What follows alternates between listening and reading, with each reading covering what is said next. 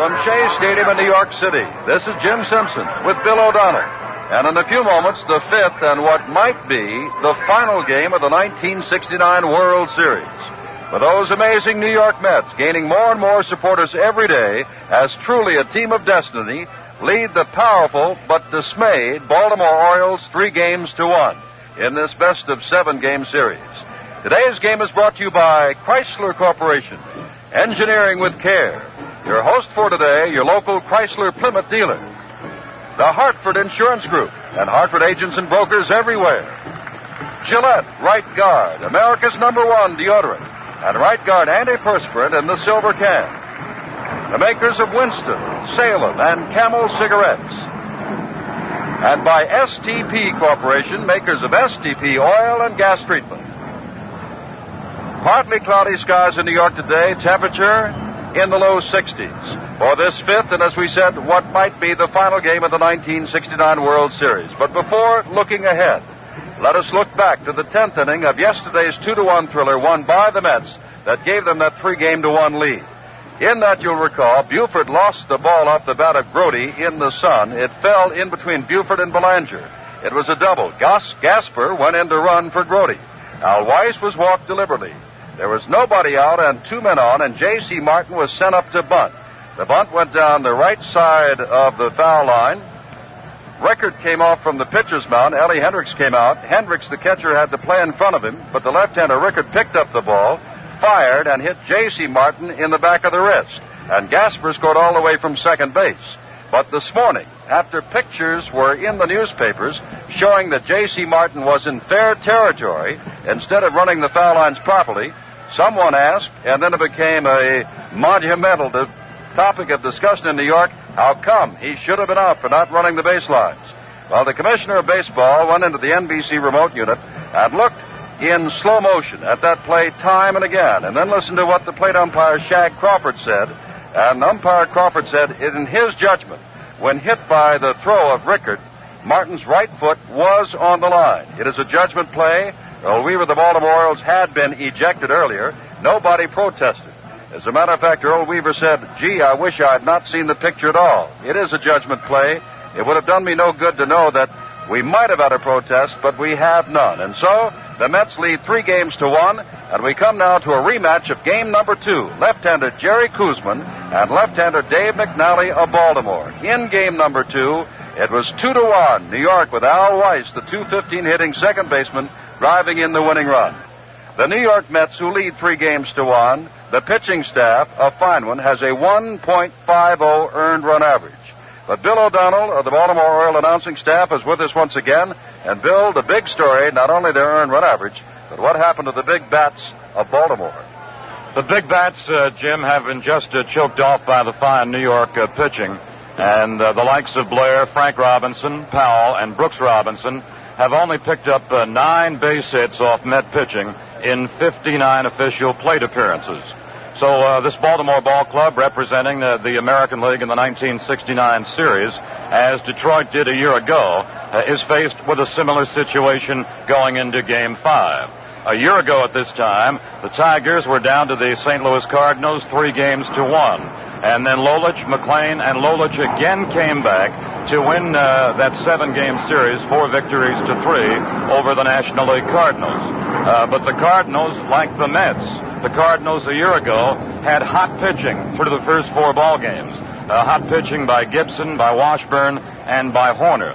And in those first 4 games of the year ago, the Tiger bats were choked off. The bats and the power of the likes of Horton, Northrup, and Freehan, they were cooled off very effectively by the St. Louis pitching. And that's exactly what the Met staff has accomplished in the first 4 games. Now, there's an old baseball feeling. Experts have said it for years, that pitching beats good hitting.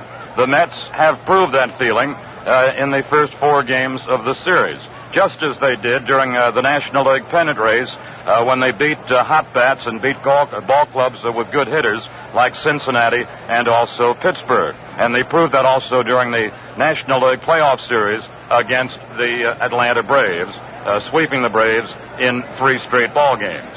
Right now, some 57,000 fans are pouring into Shea Stadium.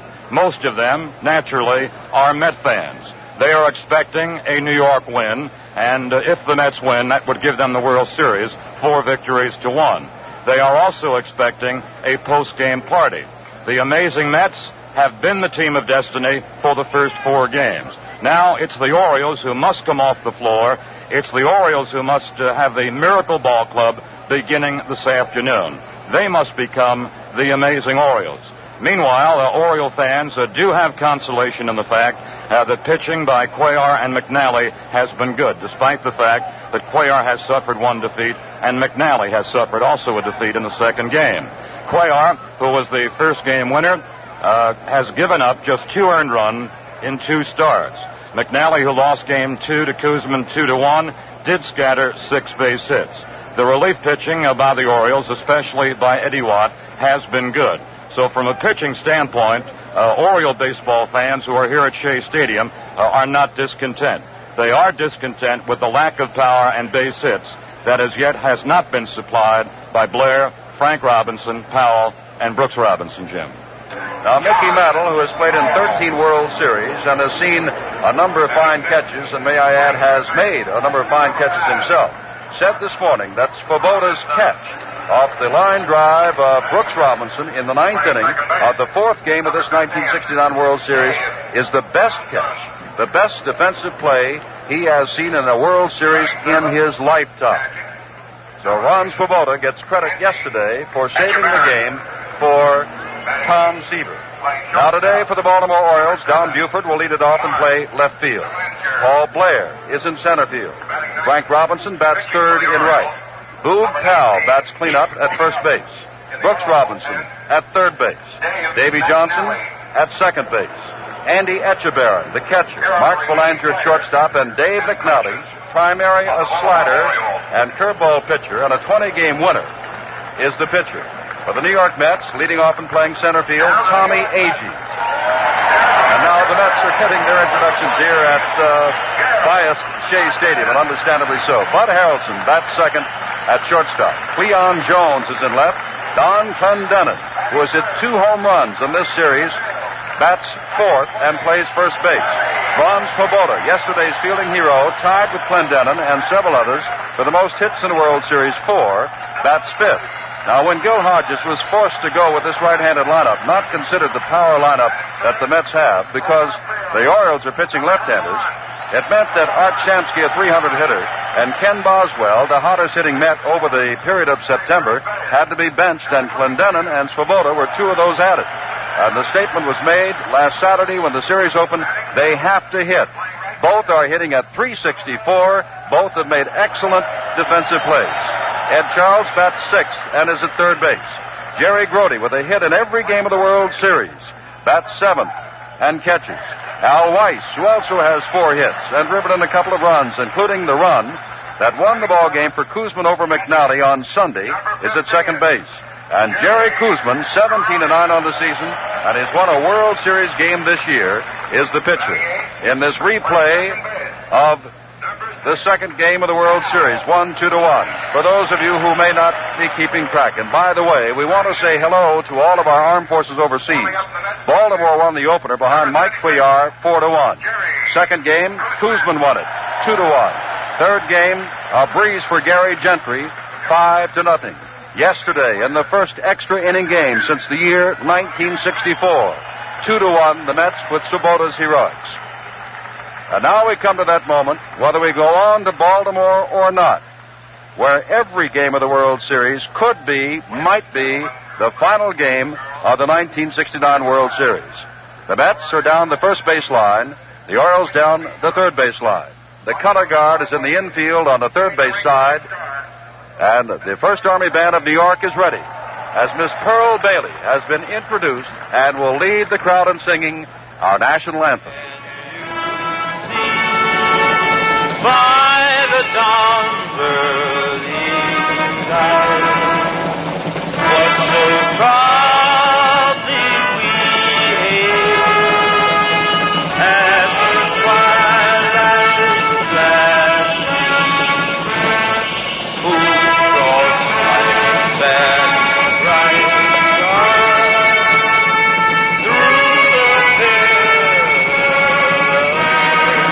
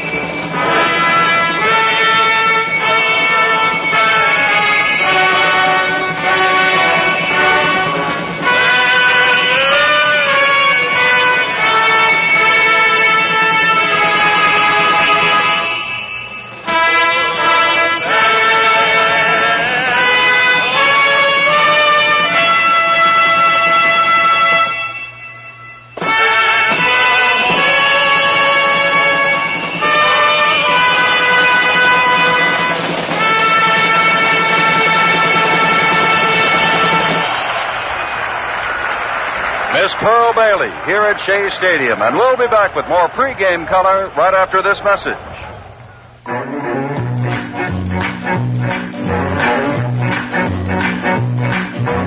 If you want a car that makes it,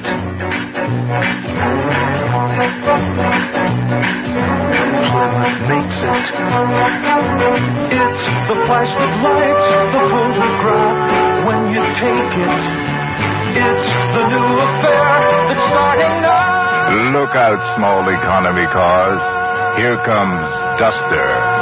It's the greatest new adventure you can find. It's a state of mind. Big enough for even big people. Small enough to fit into about 3/4 of a parking space. Valiant Duster. With an engine big enough for good pickup and safe passing, but small enough to save on gas. Valiant Duster. Plymouth makes it.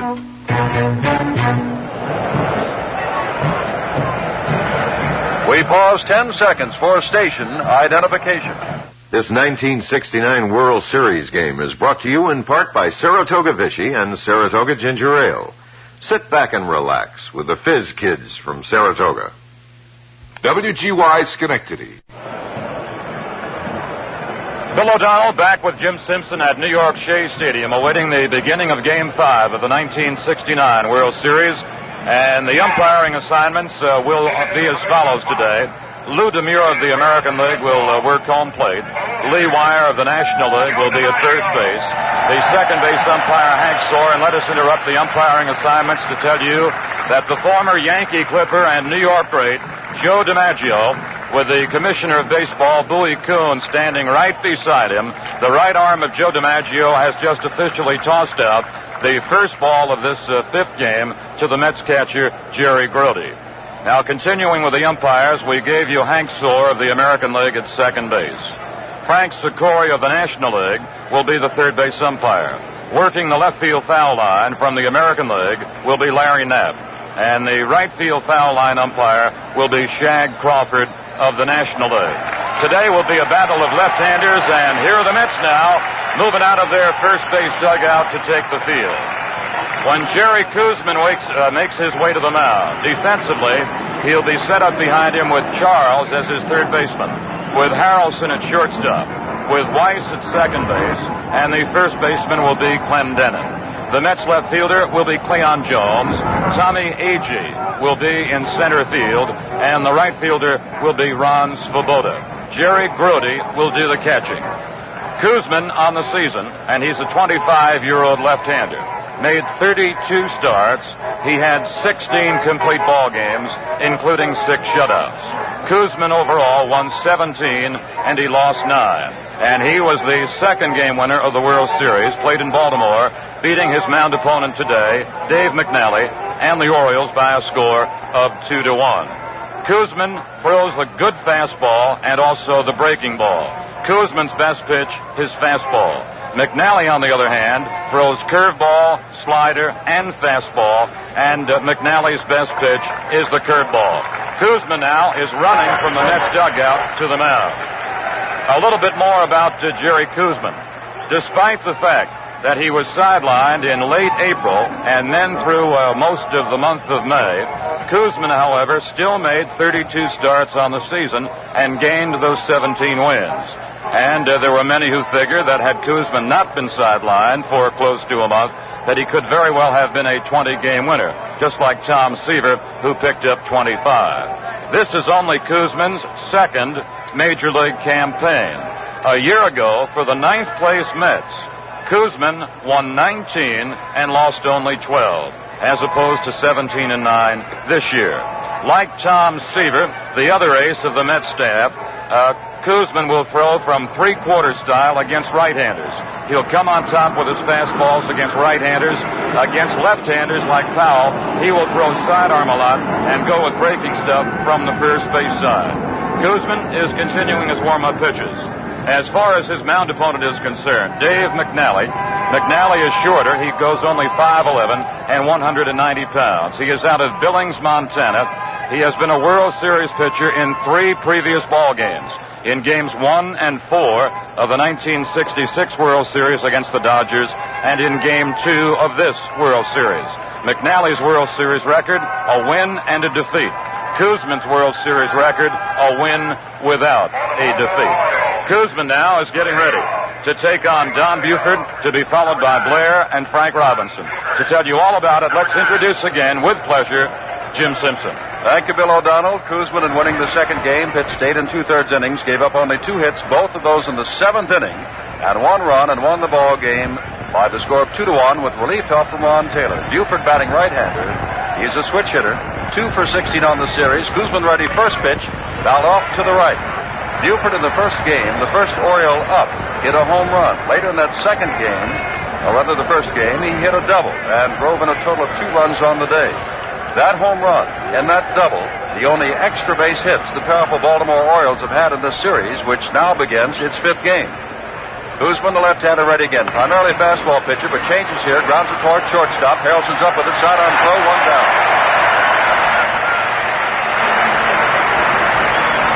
Buford goes down, and that brings up Paul Blair. Blair, 2 for 16. Number 6.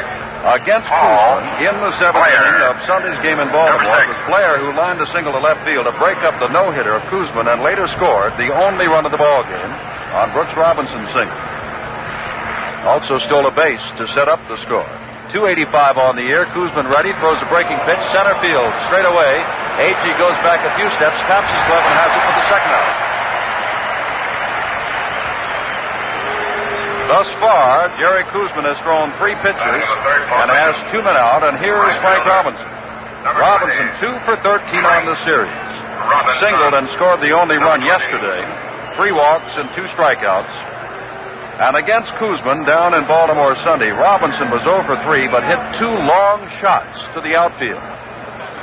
No score, 2 down, top of the first, the 5th, and possibly the final game of the 1969 World Series. Koosman throws a fastball inside, and it's ball 1 to Robinson.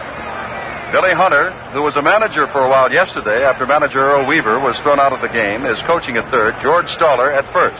Koosman back low with his slider, and it's 2-0. Blair, Frank, and Brooks Robinson, and Boog Powell, as Bill said, 9 for 59. That's a batting average. With these 4 powerful batters of 153, and all of their 9 hits have been singles. Back again, line drive right field. In comes Swoboda on the dead run. Has it, takes foul.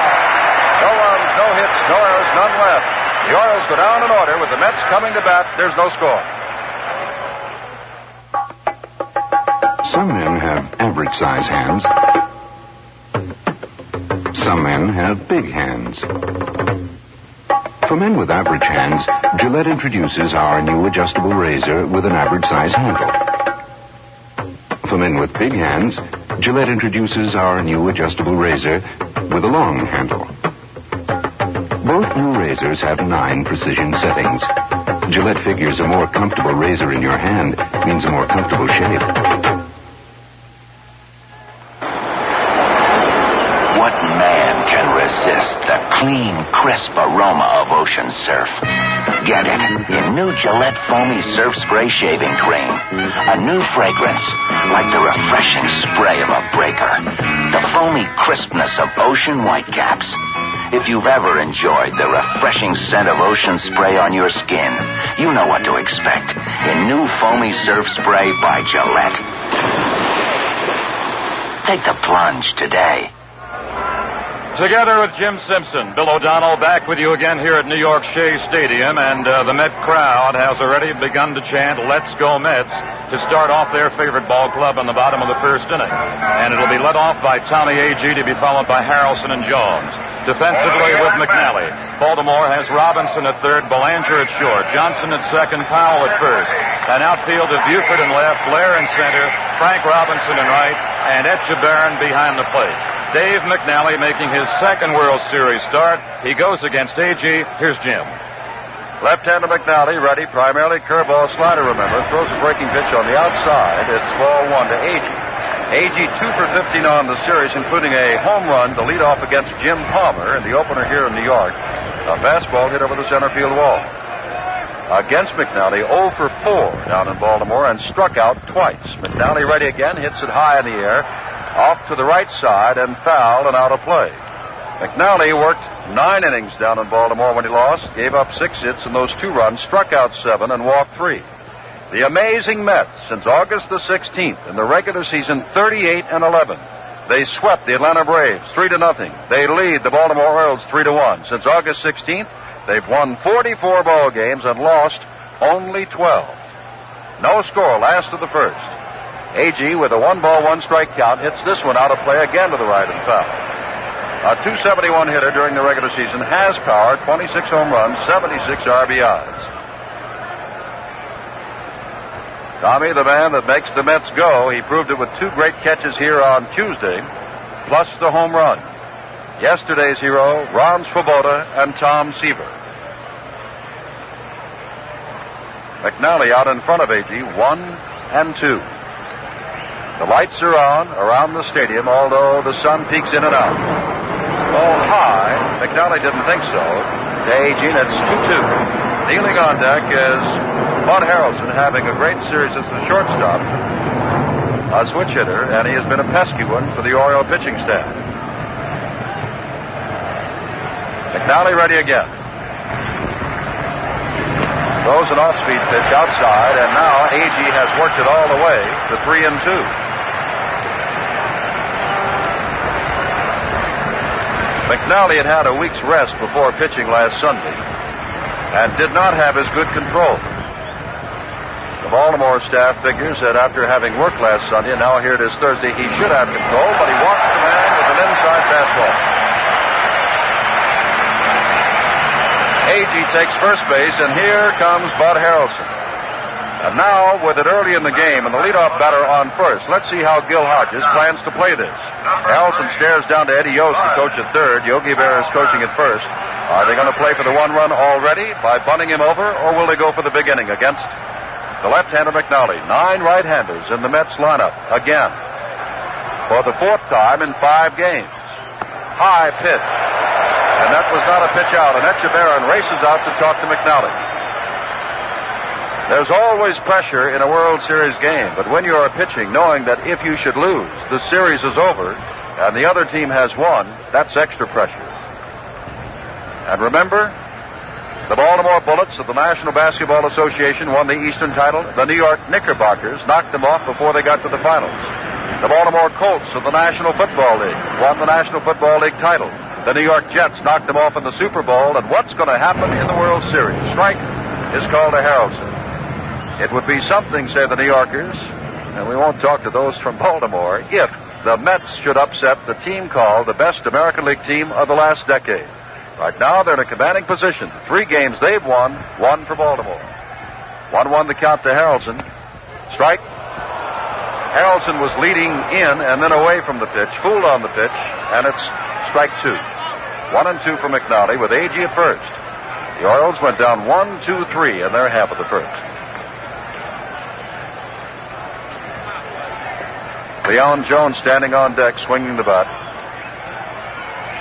Blair continues to play a very shallow center field. There's an outside pitch, and it's 2-2. Harrelson, admittedly not a long ball hitter, but Paul Blair plays the Met batters more shallow in center than what the Mets are accustomed to in the National League. Blair, of course, can go get them pretty good.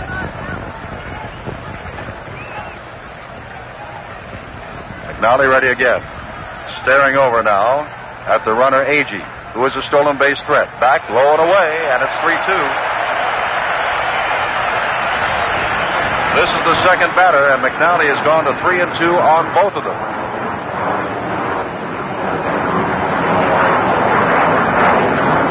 There is no tomorrow. Let's strike out that cliche. But at the moment, there's nobody working in the Baltimore bullpen. It is early in the game, and McNally trying to get uncracked. Back with a pitch strike, throw down to second base, right there waiting, but he drops the ball as Belanger, low throw, came out of his glove. Harrelson strikes out, but A.G. steals second.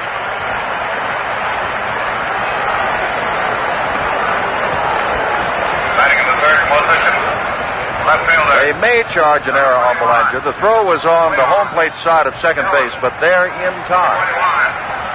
It popped in and out of the glove of Mark Belanger, and Agee is in. As yet, no word about an error, so let's label those stolen bases until we hear something different. Cleon Jones, 340 on the year, but 2 for 16 in the series.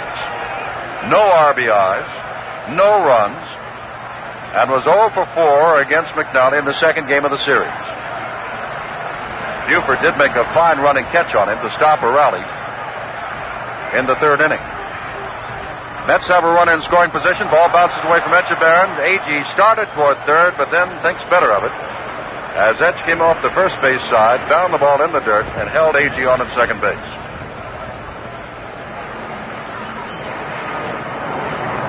One out with no score in the last of the first.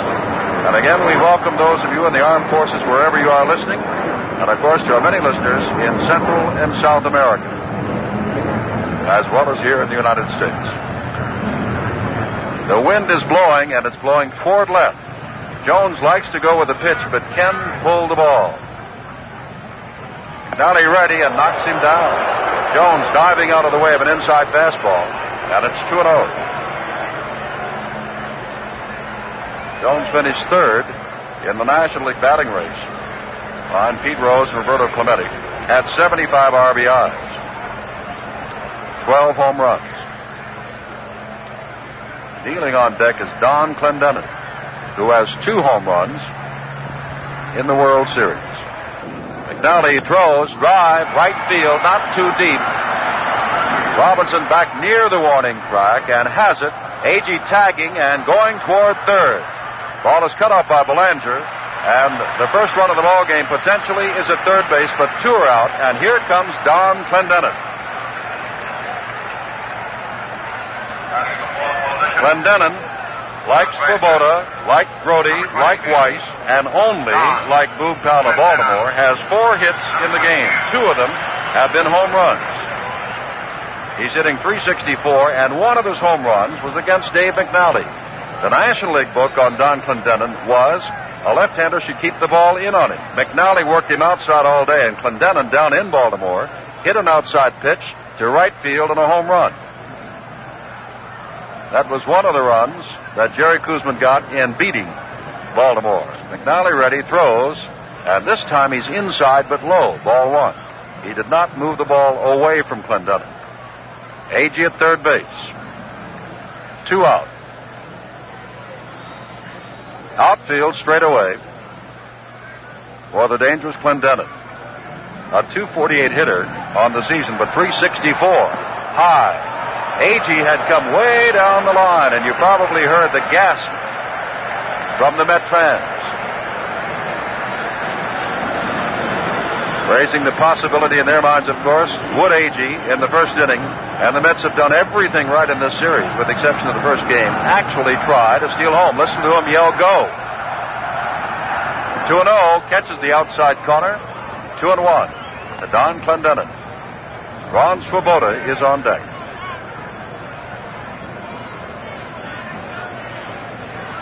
Robinson playing off the bag at third against the right-handed Clendenin. So Agee has time to come down the line a little bit. Brooks tries to bluff him back. McNally throws, swing and a miss. Robinson dashes to the bag, and Agee has to slide back in, but they drew no throw from Echeverron. It's 2-2 to Clendenin. Clendenin does strike out a lot. Last year he struck out 163 times to set a National League record. Bobby Bonds of San Francisco eclipsed that record this year. Clendenin the right-hander. McNally the left-hander throwing on 2-2 inside, and it's 3-2. And for the third time in this inning, McNally has worked the count to 3-2. 3-2 and 2 out, and Agee will really be coming down the line now. McNally trying to stare him back. And of course he draws the walk, so Agee doesn't take the break. He'll hang right there. Runners at the corners, and Swoboda the batter. Right fielder, number 4. Second walk, and it's the walks that has McNally in trouble and has the Baltimore bullpen with the right-hander up throwing. Dave Leonard, who worked a couple of days ago and gave up a home run to Ed Kranepool, is throwing and Echeverron is talking to McNally. Already McNally, a strong pitcher, he went 11 innings to beat Minnesota in the second game of the league championships, has gone to 3-2 on 3 of the 4 batters he's faced. Swoboda, a .235 hitter, right-hander, is hitting .364 in the series, with a series high of 4 hits. Inside for McNally, ball 1. McNally trying to work his way out of obvious control problems. No score. We are just in the last of the first. But the Mets are the first to make a run at it. McNally set again. Clendenin at first. Agee at third. Swoboda waits. Takes high and a bit inside. It's 2-0.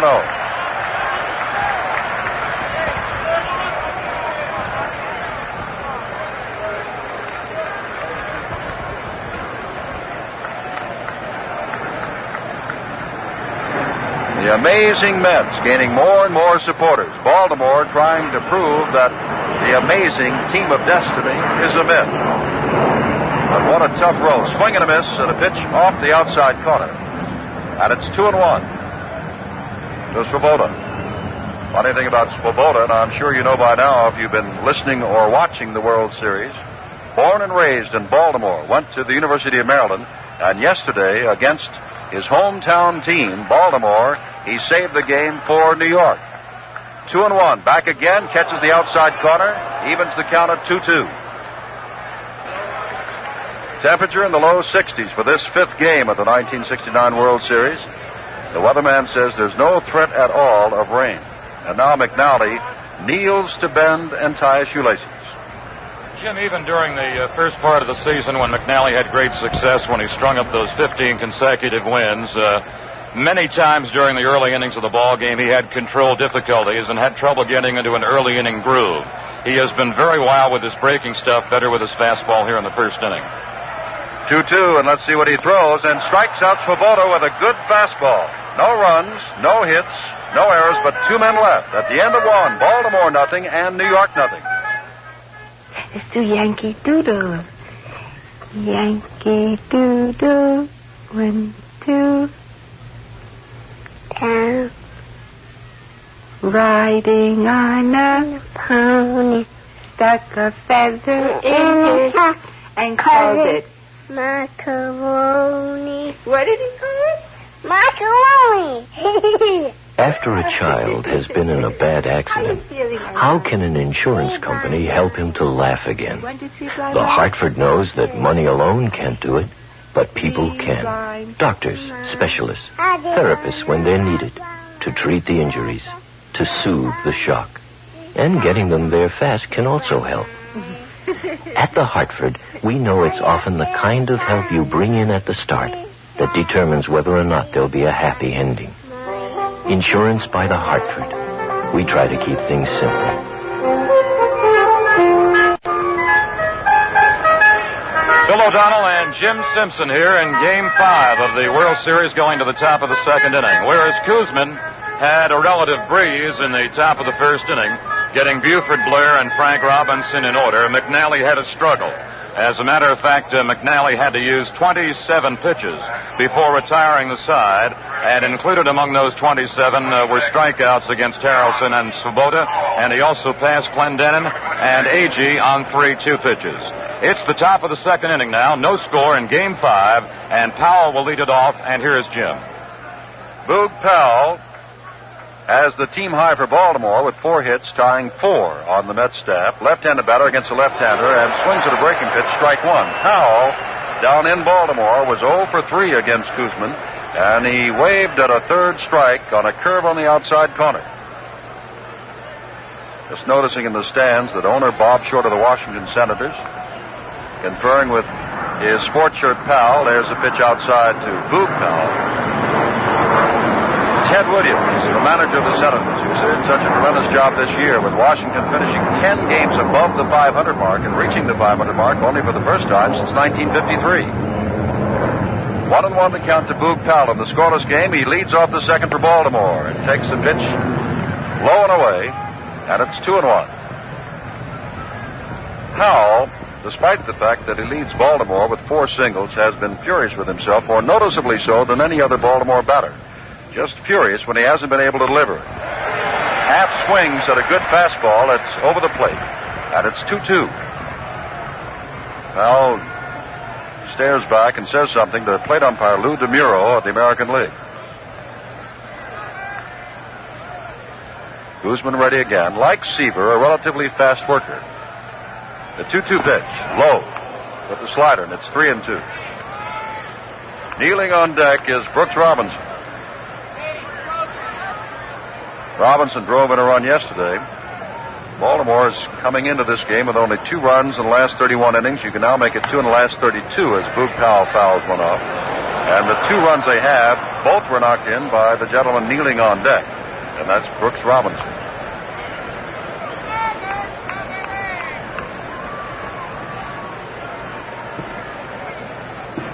Three and 2. This is the first time that Koosman has thrown this many pitches to one batter. Back with the 3-2 pitch. Drive out to center field. Over comes Agee. Over comes Jones. Jones says he has it. At left center, right at the warning track, as Powell didn't get around on the ball and flies to the opposite field. 1 down in the second. Third baseman, number 5. Brooks Robinson hitting .067. 1 for 15 on the series, but 2 RBIs. He drove in Paul Blair in the first game against Kuzman, and Swoboda made the great catch on him yesterday in the 9th. Robinson scoring from third, but Brooks robbed of a hit.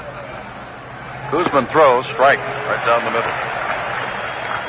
Brooks 1 for 4 against Kuzman, and Jerry's 2-hitter in Baltimore. The 7th inning run-scoring single. Kuzman changes, and a breaking pitch is low, and it's 1-1. 1 ball, 1 strike, 1 out. The line scores the same for both teams. No runs, hits, or errors.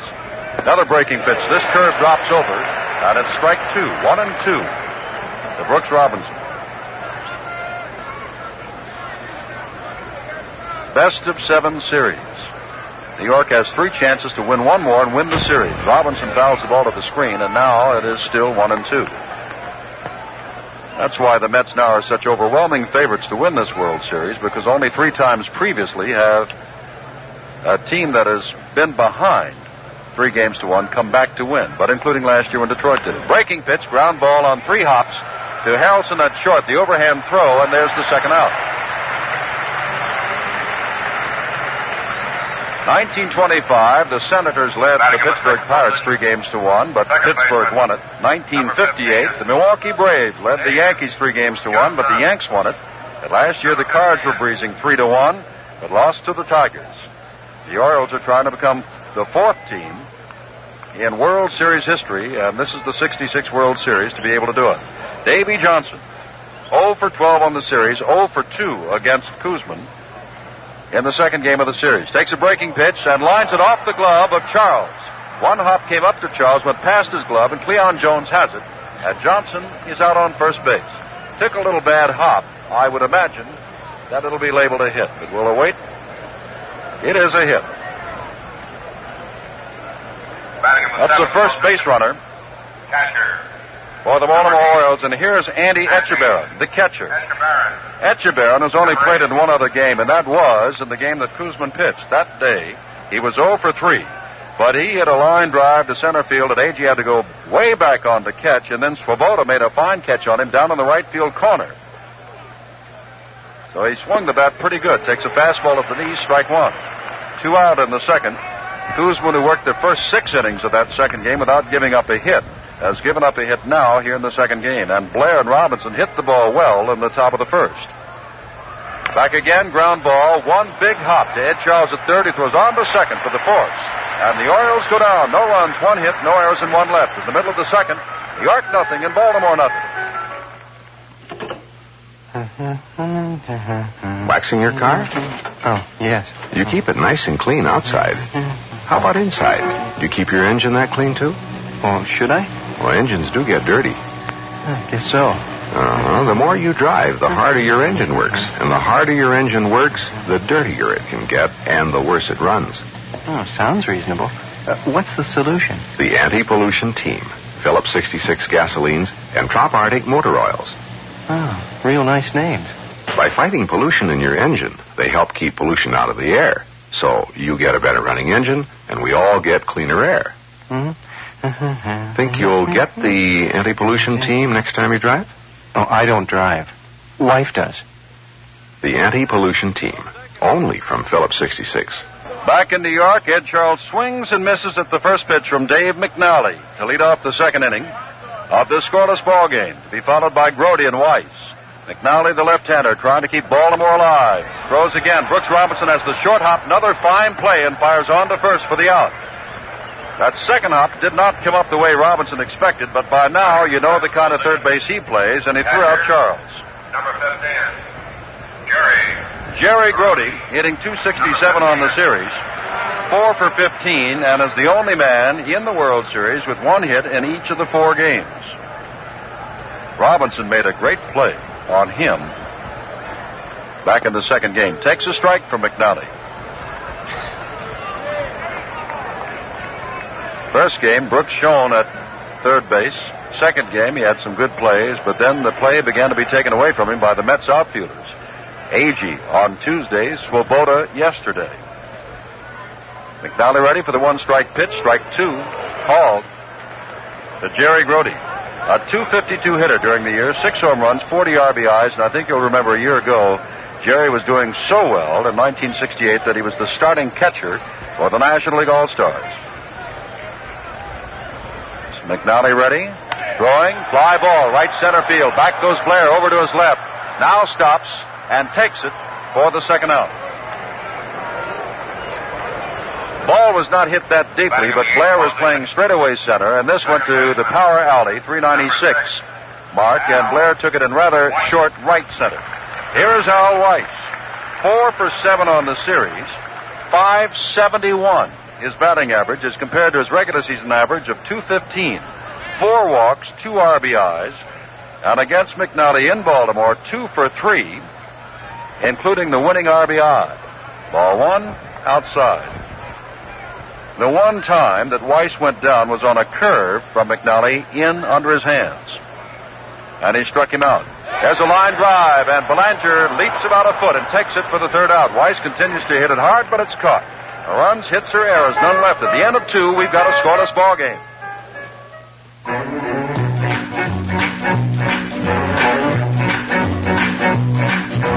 If you want a car that makes it, Plymouth makes it. It's the flash that lights the photograph when you take it.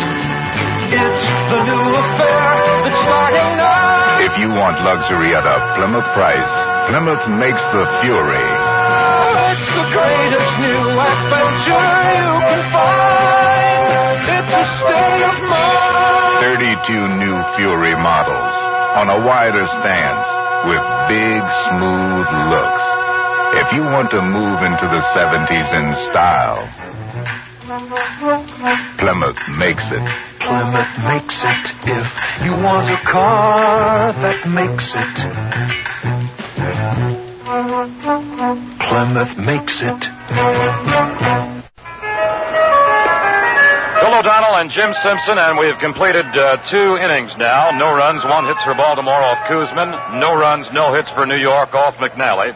And McNally had a smoother bottom of the second inning than he did in the bottom of the first against the Mets when he had to go to 27 pitches before retiring the side. He set down the Mets in inning 2 with only 8 pitches and was ahead of the first 2 batters, Charles and Brody. Jim?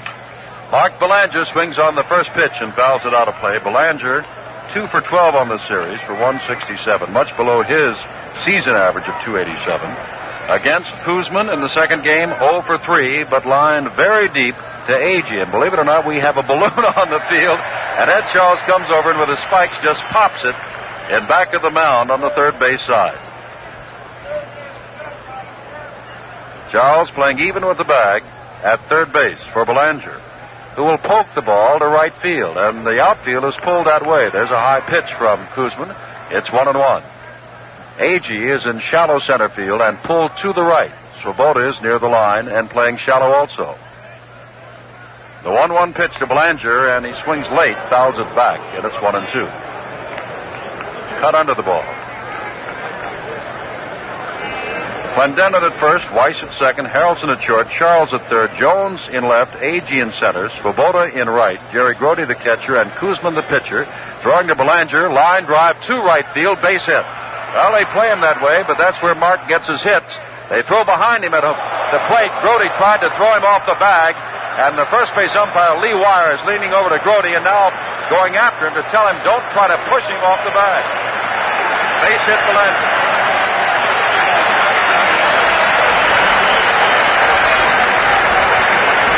Jim, despite the fact that Brody gave Belanger, some pretty good body contact at first base, Brody, however, was very alert to get to first base, and it's nothing new because Brody has done that quite a few times this season and taken throws from the right fielder against a runner taking a big turn. McNally, the batter, can hit the ball and most likely is up there to do some bunting. We shall see. He looks as though he's going to hits a long drive left field. Jones goes back, puts his glove up, home run. McNally puts Baltimore in front, 2-0.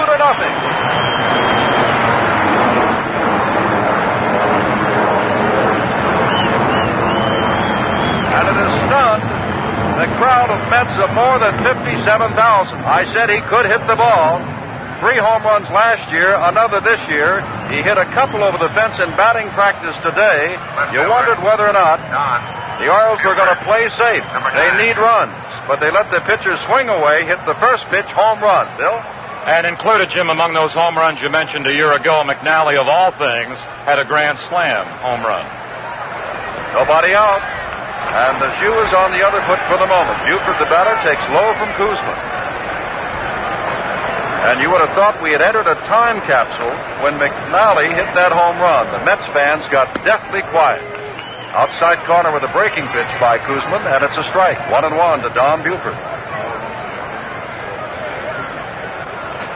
Already. Well, let's wait for Kuzman's pitch. Big breaking pitch, lined foul off to the right.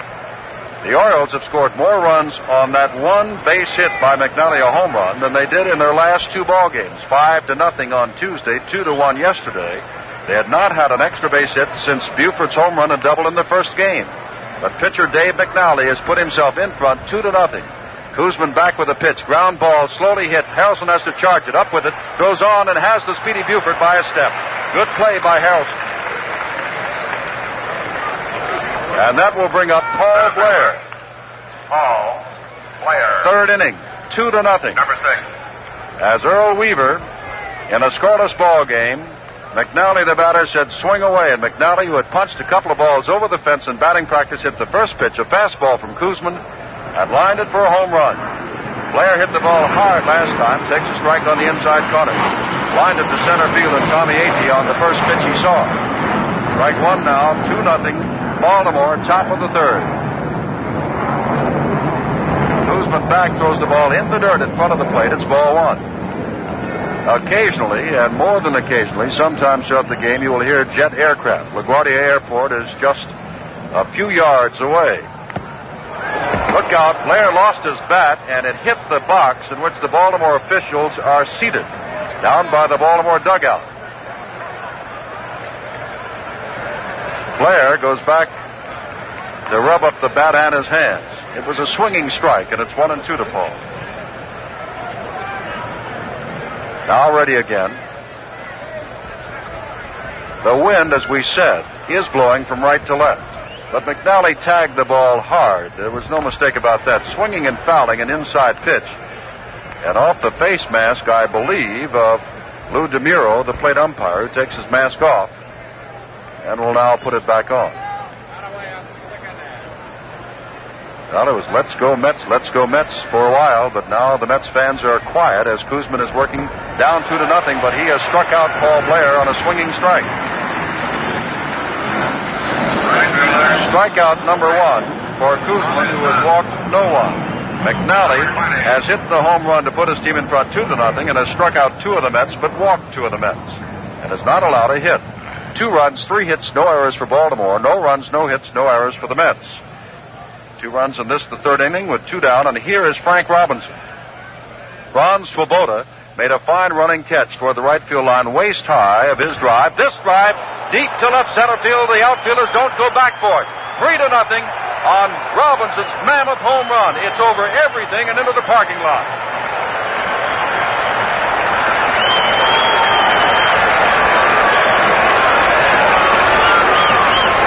Simpson, the home run by Frank Robinson, went right between the 371 and 396-foot markers, and then, as you said, went out to the parking lot. So let's guess it went about 400 feet. 3-0, and now the fans are buzzing again, and Big Boog Powell.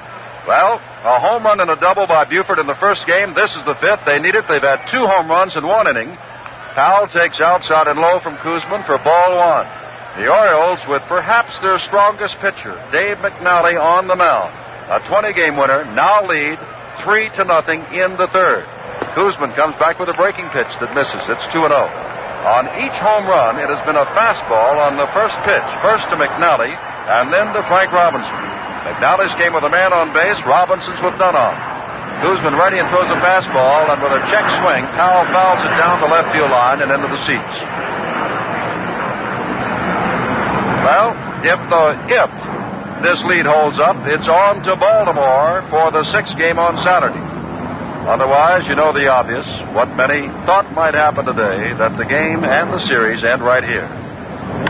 Powell grounds the ball foul at the plate and over toward the first base boxes. George Stoller comes over to retrieve it. George came over and wanting to see whether or not anybody would lean out and pick up the ball. He was going to let them have a World Series souvenir, but when no one did, he picked it up and tossed it aside.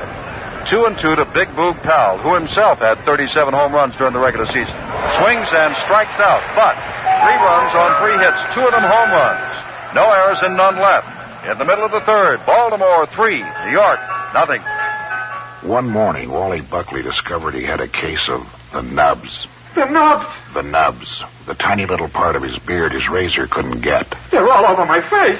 Fortunately, the Gillette Techmatic razor gets rid of the nubs. Techmatic adjusts to shave you closer.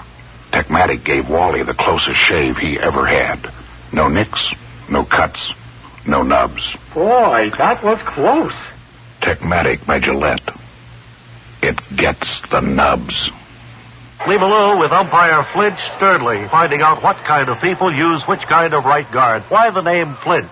Oh, I've been called that since the foul tip jammed into my face mask. I don't flinch anymore, but the name's stuck. You're calling balls and strikes. Right, I have the tense job of judging each pitch. You use right guard antiperspirant? Yes, with my proximity to the catcher and batters, I need the antiperspirant's protection against both odor and wetness. I take enough abuse without giving them that to snare at. 2 kinds of people, 2 kinds of right guard. The third base ump prefers right guard regular. Much less aggravation there.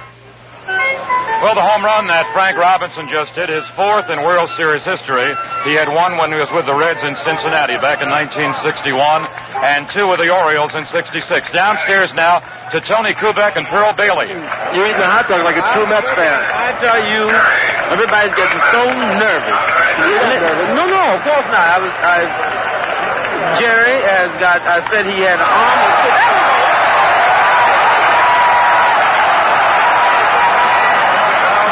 Field line. Hitting the first pitch from Dave McNally. And that's the first hit off McNally, and what a mistake David made, because Jerry Kuzman was 11 for 177 during the regular season. 0.62 his average, struck out 62 times for a record for a pitcher last year, and 47 times this year. Was 0 for 4 against McNally in Baltimore and struck out twice down there.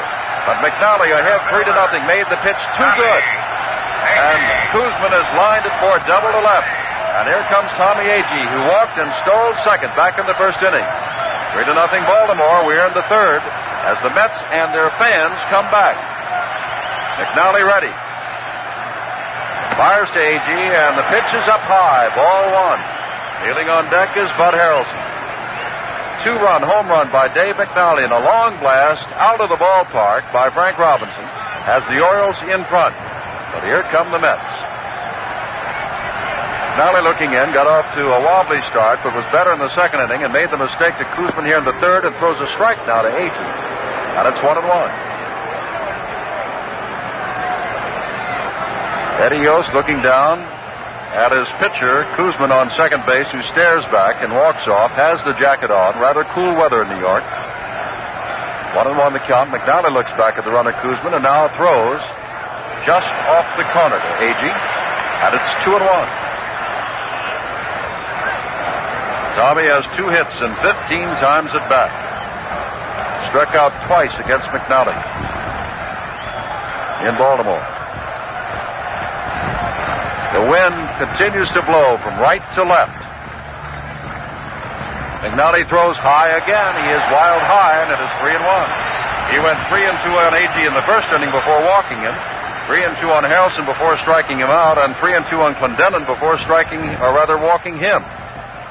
So Dave has thrown a lot of pitches.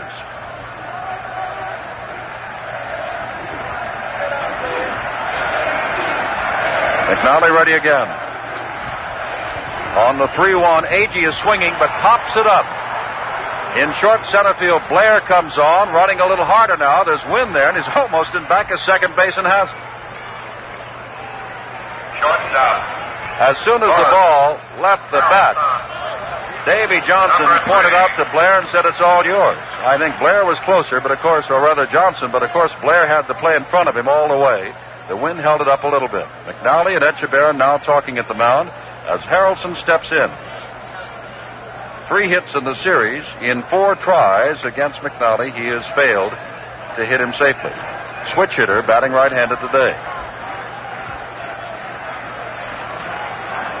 3-0 the Orioles win the last of the third of the 5th game of the World Series. McNally throws, fouled back over our heads, and it's strike 1 to Bud Harrelson. Bud hasn't driven a run into the ball game, has his chance, or I should say in the series, has his chance in this ball game, with Cleon Jones standing on deck.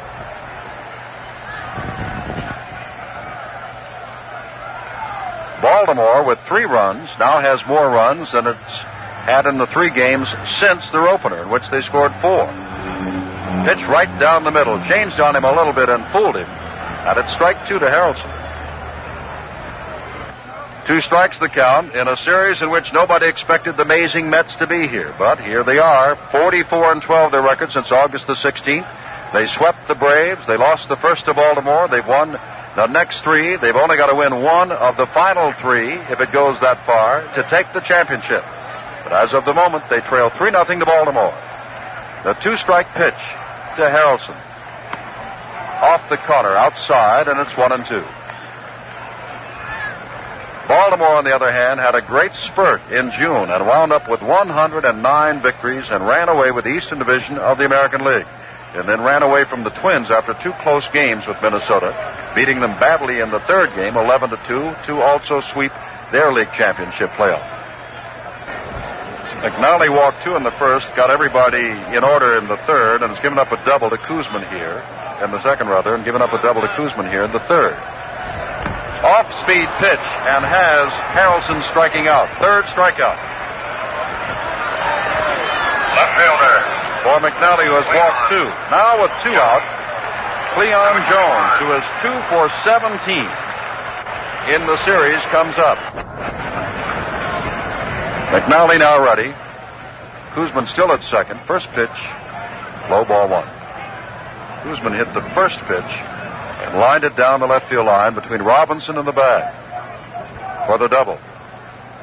Agee then flied to short center field, and Harrelson has just struck out swinging.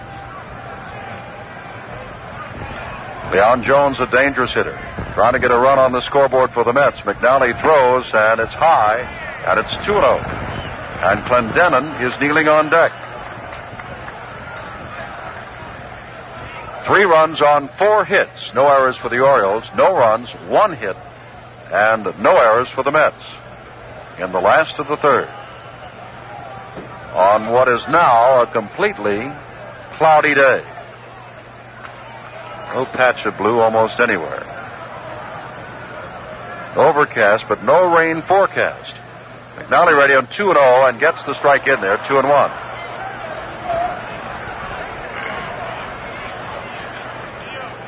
Powell's at first, Johnson second, Belanger short, Robinson third, Don Buford in left, Paul Blair in center, Frank Robinson in right, Andy Echeverron the catcher, and McNally the pitcher staring in for the sign. And is ready. Taking his time, now throws, ground ball, foul, and someone on the front steps of the Baltimore dugout catches it on the second hop. The Met fans came in a festive mood, figuring that the Mets would wrap it up right here. They may yet do it, but the fans have quieted down, and the Orioles have taken the lead, 3-0. 2-2 the count to Jones. 2 out in the third with Kuzman a good 15 to 20 feet off second base. Now the Met fans come alive, looking for the base hit from Cleon Jones. High in the air and in the infield. Boog Powell calls. Now Davy Johnson calls. There may be a collision. Powell moves in front. Has it for the third out. No runs, 1 hit, no errors, none left. At the end of 3, Baltimore 3, and the New York Mets nothing.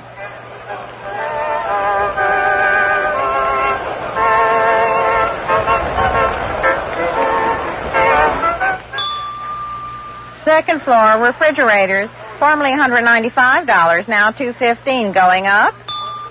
If you had a fire in your home today and had to replace everything, this is what you'd find when you went shopping. Third floor, living room sofas, formerly $210, now $225, going up. Basic things have gone up 5, 10, 20%. Then there's the cost of your house itself.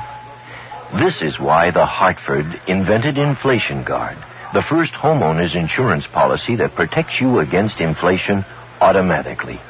To keep up with rising replacement costs, the Hartford boosts the value of your policy every 3 months. Sixth floor, rugs. New Inflation Guard. The way prices are always going up, can you afford to be without it? Insurance by the Hartford. We try to keep things simple. Together with Jim Simpson, Bill O'Donnell back with you at New York Shea Stadium. We will go to the top of the 4th inning, and Kuzman will be opposing Brooks Robinson, Dave Johnson, and Andy Echeverron. The Orioles in the top of the 3rd scored more runs than in the previous 3 games combined. They were held to a run in Game 2, were shut out in Game 3, and checked again yesterday by only 1 run against the Mets pitching. The Orioles lead 3-0 on 4 base hits. The Mets with only 1 hit thus far off McNally, who has had, however, some control difficulty. Jim Simpson again. Thanks, Bill O'Donnell. And Brooks Robinson, who grounded out to the shortstop, is up for the second time in this game. Brooks 1 for 16 on the series with 2 RBIs. Breaking pitch from Koosman is ball 1. Baltimore leading 3-0. New York leading 3 games to 1 in the series. Another breaking pitch. This one is a strike. If you like to project a little bit, and I don't know the ball fan that doesn't, the Mets fans would rather not, of course, I'll give you something to think about. Kuzman is back again with another breaking pitch in the dirt and gets by Brody. If Baltimore should win here today to make it 3 games to 2, that means the winningest percentage pitcher in the American League, Jim Palmer, will go against the rookie Gary Gentry on Saturday. And if Baltimore should win there, we're back to Stephen Cuellar. High pop, out of play, off the bat of Robinson, foul to the right. So that's something we could look ahead to. But, of course, the Mets may yet come back and take this game and take the World Series right here at Shea Stadium. Count is 2-2 to Brooks Robinson, the leadoff batter in the 4th inning.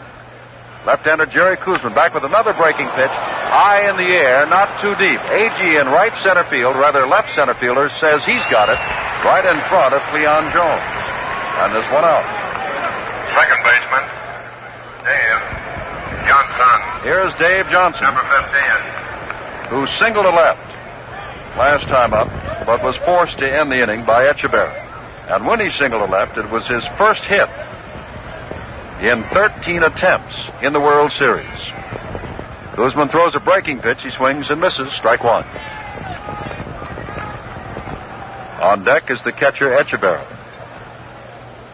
Kuzman comes back with another bouncing ball, or rather curveball, and it's bounced right back to him. As Davey probably was guessing fastball and just got the bat over the plate and bounced it right back. Catcher, Andy Echeverron. Here's Echeverron, who grounded to Charles who threw on to second to force Davy Johnson to end the second inning.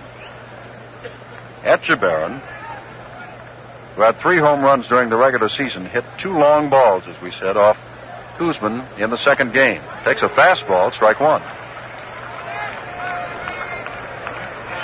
Hit one deep to AG, and Swoboda made quite a catch on him down on the corner.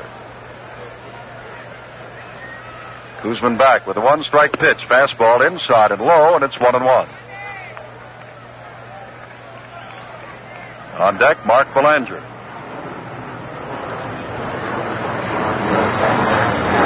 Edgar Baron, they play as though he's going to hit to right, and he does ground to the right side. Weiss is there on the second big hop, throws on to Clendenon, and Kuzman gets them in order. No runs, hits, or errors. At the middle of the 4th inning, it is still the Orioles 3 and the Mets nothing. Hey, Bill, did you get rid of that plunker yet? You mean my wife? No, your car. No, it's running great now. I can hardly believe it. Man, the last time you were in here, all you did was moan about how bad the motor was missing and the noise. Yeah, I know, but I put some new stuff in the gas tank. Got it down at the station. And wow, it's like someone put a supercharger on it or something. No kidding. Yeah, really. Could feel the difference right away. What was it, TNT? No, STP. Oh, wait a minute, Phil. I thought you said you put it in the gasoline. No, STP is for the oil. Nah, you're thinking of STP, oil treatment. This is something different. STP, gasoline treatment. It's like a complete motor tune-up. STP gas treatment, huh? And you know the best part, Charlie? I was thinking of selling that car, and I fixed it fine for only 65 cents. STP gasoline treatment. You can feel the difference with the very first can. Ask Mario Andretti, Indy 500 winner. In Game 5 of the World Series, the Orioles are leading by a score of 3-0 over the Mets. And New York in the bottom of the 4th inning to go against McNally will come on with Clendenon, Swoboda, and Charles. McNally has had better effectiveness with his fastball than he's had with his breaking ball. And he's picked up 3 strikeouts, but he's also walked 2. In the bottom of the 4th inning, here's Clendenon and Jim Simpson. Strike with a breaking pitch on the outside corner to Clendenon, and we'll report again that the National League book on Clendenon is keep the ball in on him. McNally worked him outside Sunday and gave up a home run, and that pitch was on the outside of the plate. Here's another one catching the outside corner. But Clendenon didn't think it was over. It's strike 2. 2 pitches outside corner, both of them just nipping the edge. Now Clendenon must guard the plate. McNally comes back, fastball inside, making him bend back just a bit. And it's 1-2. For Clendenon, they're shaded slightly to the left, but he can hit the ball to right. McNally ready again for the 1-2 pitch. Fastball right down the middle, and he is called out on strikes. Clendenon drops his bat at home plate, puts his hands on his hips, and goes back to talk to Lou DeMuro. And is talking to DeMuro, the bat boy has to come out and get the bat. And now Don walks away on 3 pitches. Make that 4 pitches. He goes down, looking at a 3rd called strike.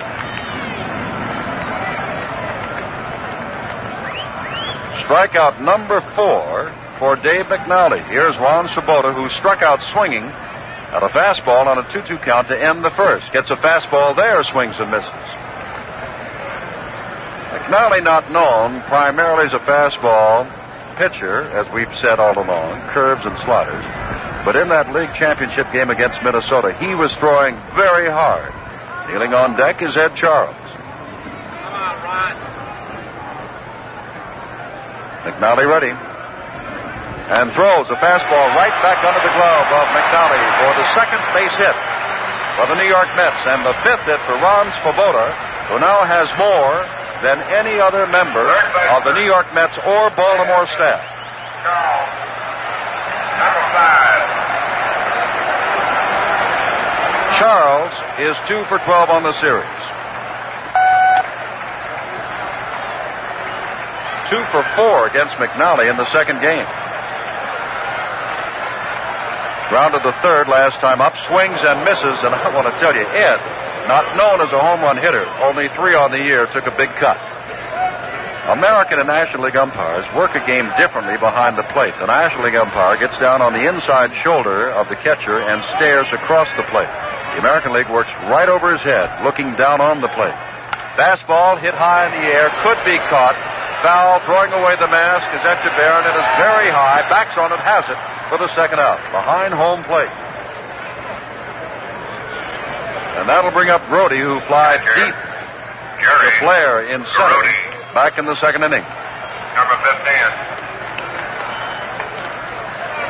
Swoboda now leads everybody with 5 hits for the series, but Brody has 4. McNally looks in.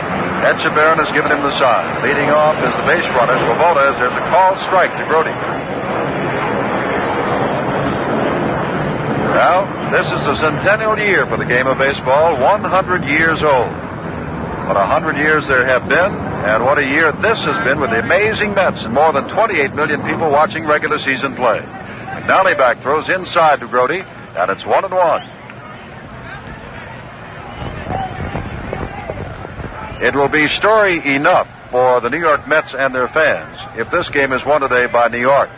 But for all of baseball and for the country and the world listening, what a series it would be if it did go the full 7, as the last 2 World Series have gone. McNally ready, 1-1. Fastball. Belanger on the second hop will run to second base and beats the runner Swoboda to get McNally and the Orioles out of the innings. No runs, 1 hit, no errors, and 1 man left. At the end of 4 complete, Baltimore's out in front, 3-0 over New York. If you want a car that makes it, Plymouth makes it. If you know what's happening and want to be there, Plymouth makes the CUDA. If you swing with a crowd that moves fast and thinks young, Plymouth makes Duster.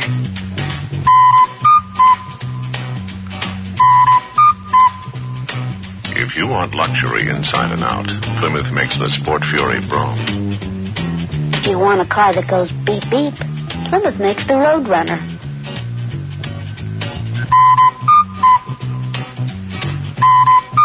If you dig new sounds, Plymouth makes it.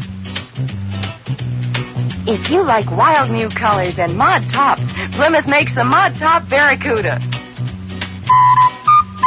If you want a car that makes it, Plymouth makes it.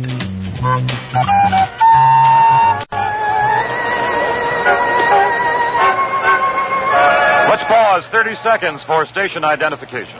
WGY, Schenectady. The difference between the right word and the wrong word, it's been said, is like the difference between lightning and lightning bug, which brings to mind the difference between Saratoga Vichy and its drab alternative, tap water.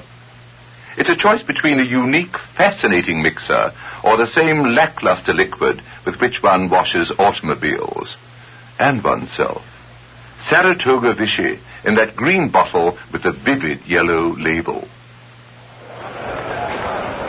Leadoff batter Mark Belanger takes ball 1 outside, and Kuzman, working fast, comes back with another pitch, a fastball. It catches the outside corner, and it's 1-1. I guess if you stare around Shea Stadium today, you can pick out any number of celebrities, but we have just spotted Louis Satchmo Armstrong looking on. 1-1 to count.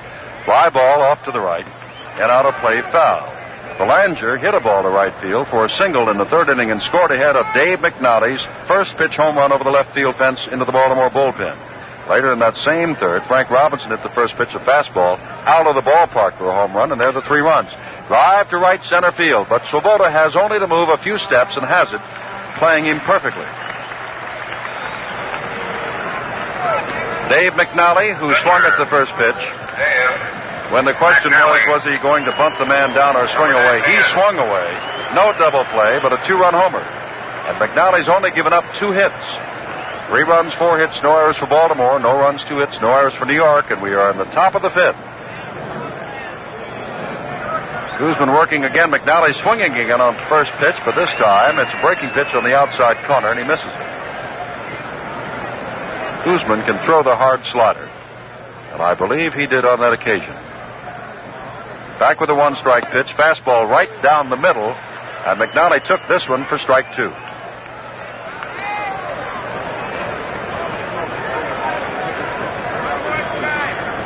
Orioles got 4 runs in the first game, which they won. Kuzman ready to throw, breaking pitch, and he strikes him out. That's the third strikeout for Kuzman. Left fielder. And brings up Dom Buford, 0 for 2 on the day. Orioles got 4 runs in the first game which they won. Only 1 in the second game which they lost. None in the third. And only 1 yesterday to lose their last 3. But they have 3 already today.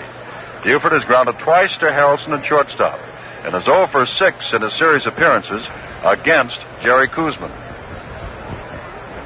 57,397, and I think that's even more, yes it is, than we had yesterday, by 30. Yesterday we had 57,367. Today, 57,397 in Shea Stadium. The pitch to Buford, hard slider on the inside corner, another hard one, strike 1. On deck is Paul Blair. They play Buford straight away. Fastball is outside, and it's 1-1.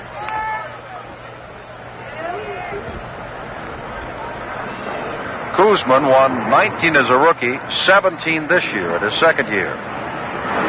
1-1 pitch. Back with another fastball, and Buford is out in front of it, swinging and missing. Strike 2.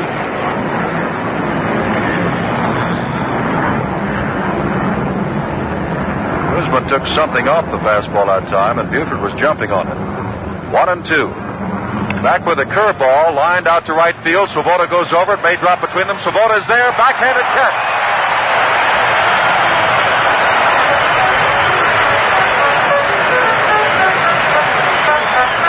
The big catch of yesterday when he robbed the Orioles of a possible victory, but still a fine running catch by Ron Swoboda. No runs, hits, or errors for the Orioles. And in the middle of the fifth, it's 3-0 Baltimore. Some men have average size hands.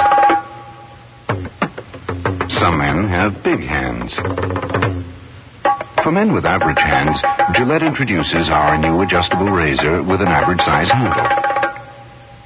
For men with big hands, Gillette introduces our new adjustable razor with a long handle.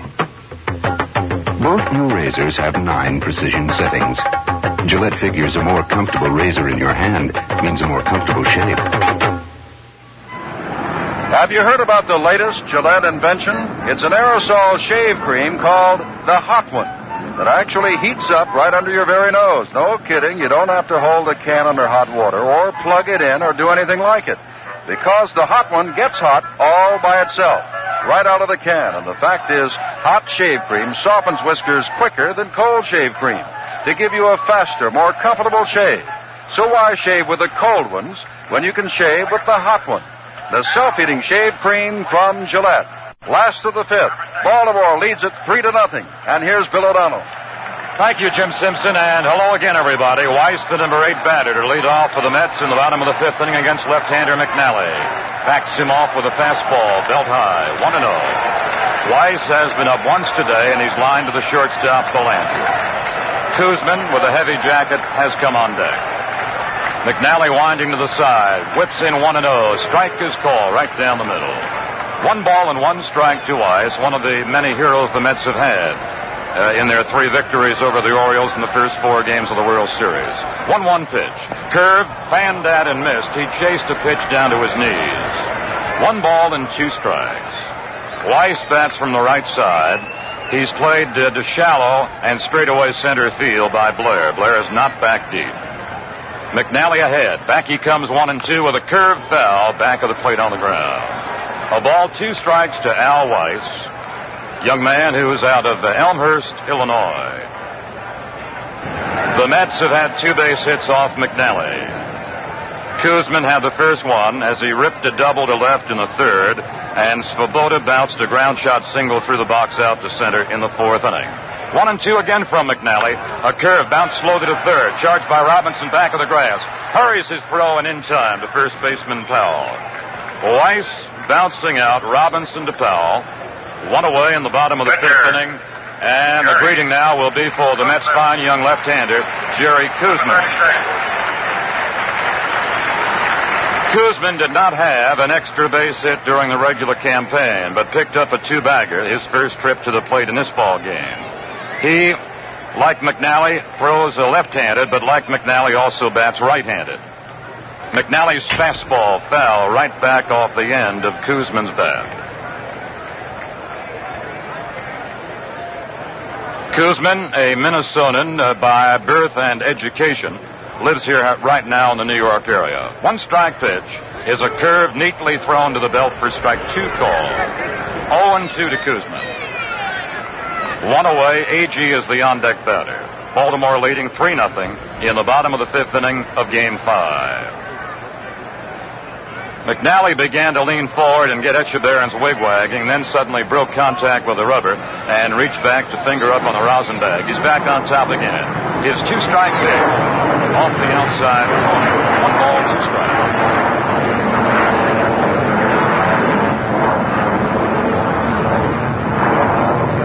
McNally, as he is picking up Echeverron's sides, will place the ball right in the glove. Then grip it. He winds and throws. 1-2. A swing and a miss. He strikes out Kuzman on a breaking ball into Kuzman's hands.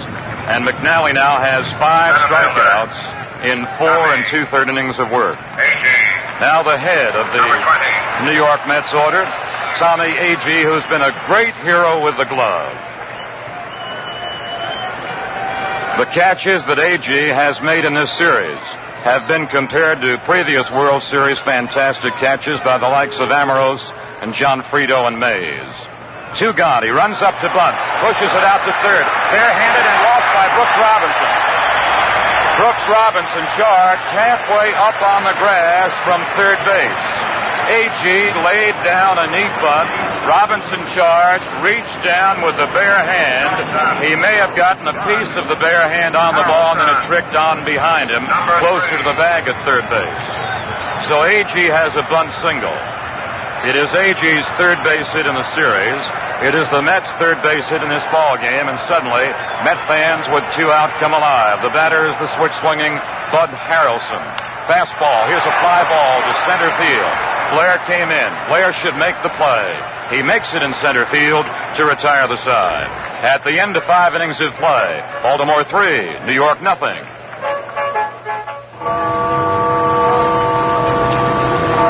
Alabama 21, Arizona 10, Arkansas 12, California 92, Colorado. This week, over 1,000 people will be killed on America's highways. If you're driving right now, think about it. At the Hartford, we think about it all the time. Idaho 5, Illinois 48, Indiana 30, Iowa 16. This is why we support safety programs that would get the drunk, the tailgater, the speeder, all the reckless drivers off the highways. 15. We want to make the roads safer for you. 17. Michigan 41, Minnesota 18. Insurance by the Hartford. We try to keep things simple. From Shea Stadium in New York City, Jim Simpson along with Bill O'Donnell. And we go to the 6th inning for the Baltimore Orioles and Paul Blair, Frank Robinson, and Boog Powell. Baltimore has left only 1 man on base. They have struck quickly. In the second, make that the third, Belanger single to right. McNally's home run scored him to make it 2-0, and Robinson later added a home run to make it 3-0. The Mets have had their chances. They left 5 men on base with 3 base hits and 2 walks, but have failed to score. And now to the 6th, Baltimore leading 3-0, and Bill O'Donnell. It'll be Paul Blair who has fly deep to center field and was also fanned by a breaking pitch from Koosman in the 3rd inning. Kuzman, 25 years old, 6'2", 205 pounds, and he trails with the Mets in the ball game by a score of 3-0. Blair looking for his 3rd base hit in this series. He is 2 for 18. He'll be followed by Frank Robinson. Charles plays him tight at 3rd and off the line. Breaking ball is low to Blair, ball 1. Blair, 26 home runs on the American League season and produced 7 of those 26 against the tough staff of the Minnesota Twins. 1-0. Fastball a little outside. 2 balls and no strikes. Blair had 2-0 against the Mets left-hander. Southpaw winding back over the head. Kicks and throws. Here's a line drive. Deep center field. A.G. going back to the warning track. Reaches up, and he makes the catch.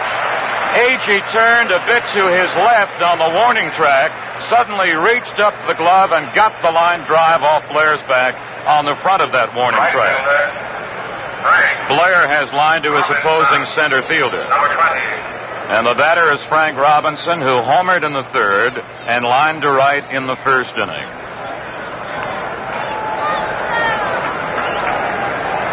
Frank has 3 hits in the series, including that third inning home run wallop.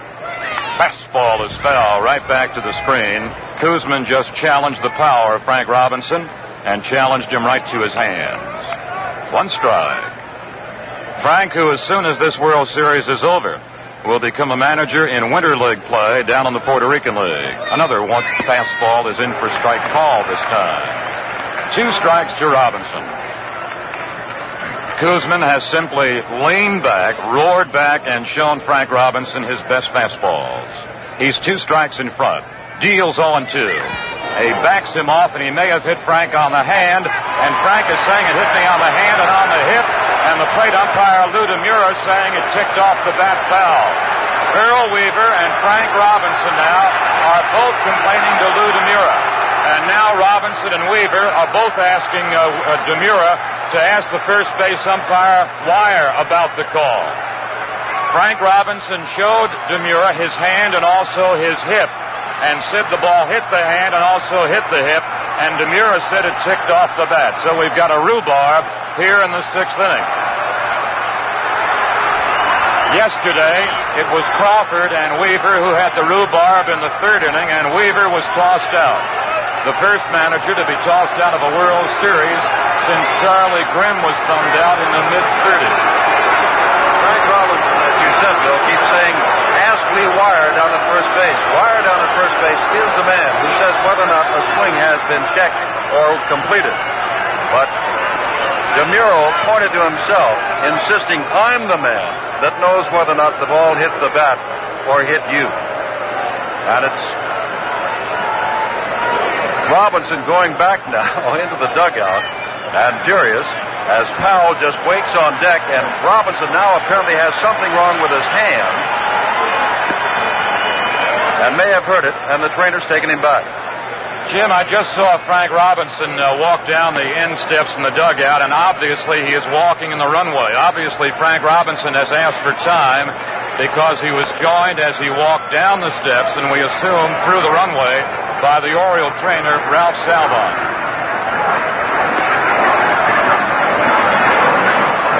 Apparently he was hit just below the belt, and Robinson has gone out of the way now. Powell taking big swings on deck, and Kuzman continues to warm in this 3-0 ball game. And while we await the return of Frank Robinson, we pause 30 seconds for station identification.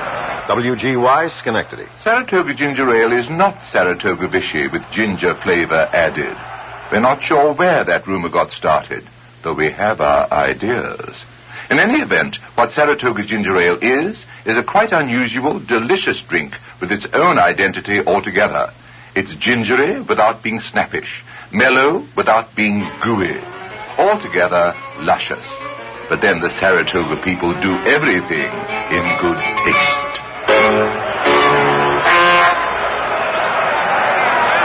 Jim Simpson with Bill O'Donnell. Earl Weaver, who was thrown out yesterday, told umpire Lou DeMuro, I'll go check. He disappeared down the steps of the dugout, up the alleyway toward the dressing room, and came back and yelled to DeMuro that he'll be back in just a minute. DeMuro apparently has said all right, and now Weaver is walking toward those steps once again.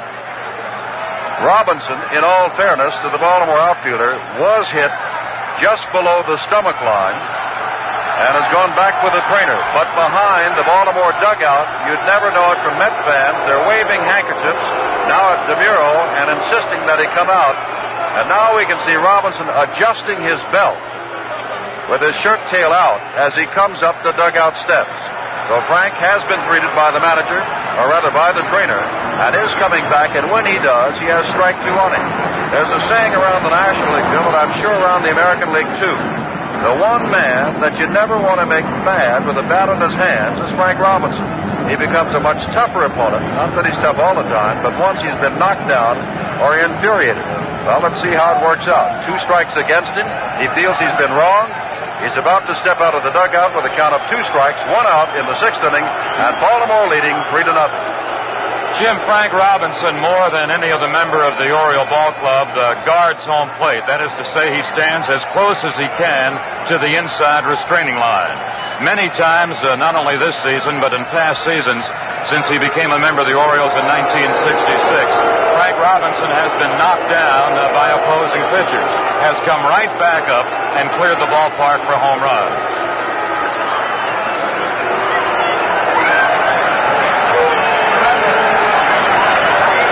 The feeling right now is Frank Robinson was worked over by trainer Ralph Salvon was that he had a bruise on his leg, and that's why the Oriole trainer had to work on Frank Robinson.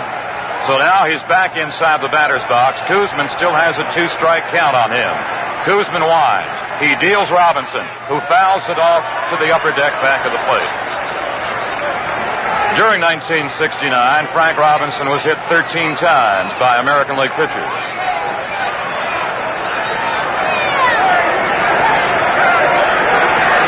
Kuzman firing again, 0-2 to Robinson.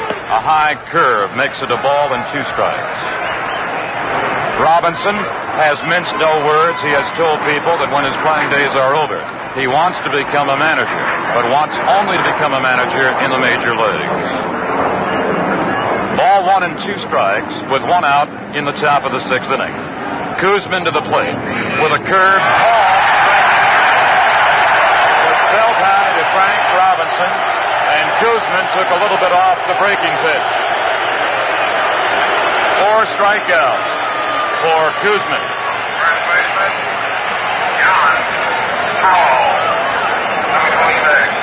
Here is Boog Powell, who has flied to deep left center and also fanned on a Kuzman curve in the 3rd inning. We're in the top of the 6th inning of Game 5 of the World Series.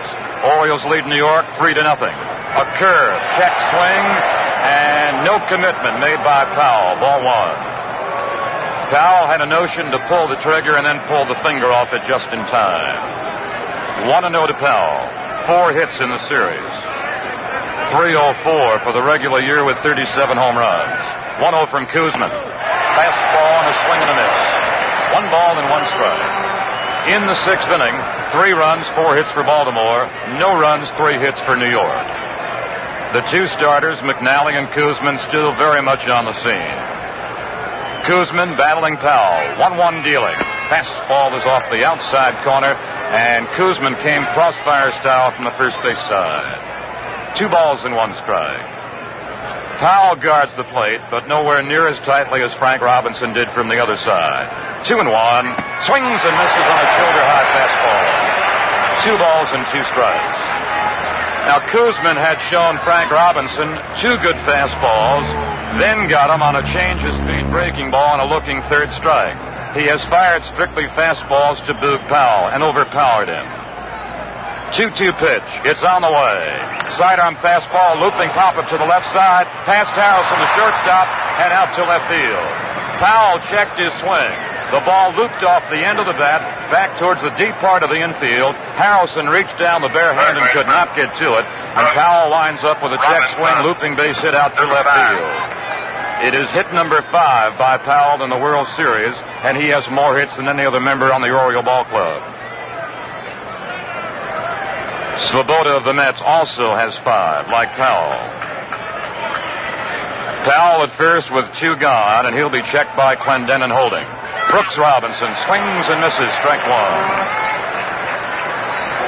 5 hits now for Baltimore off Kuzman, and a 3-0 lead with 2 out in the top of the 6th inning.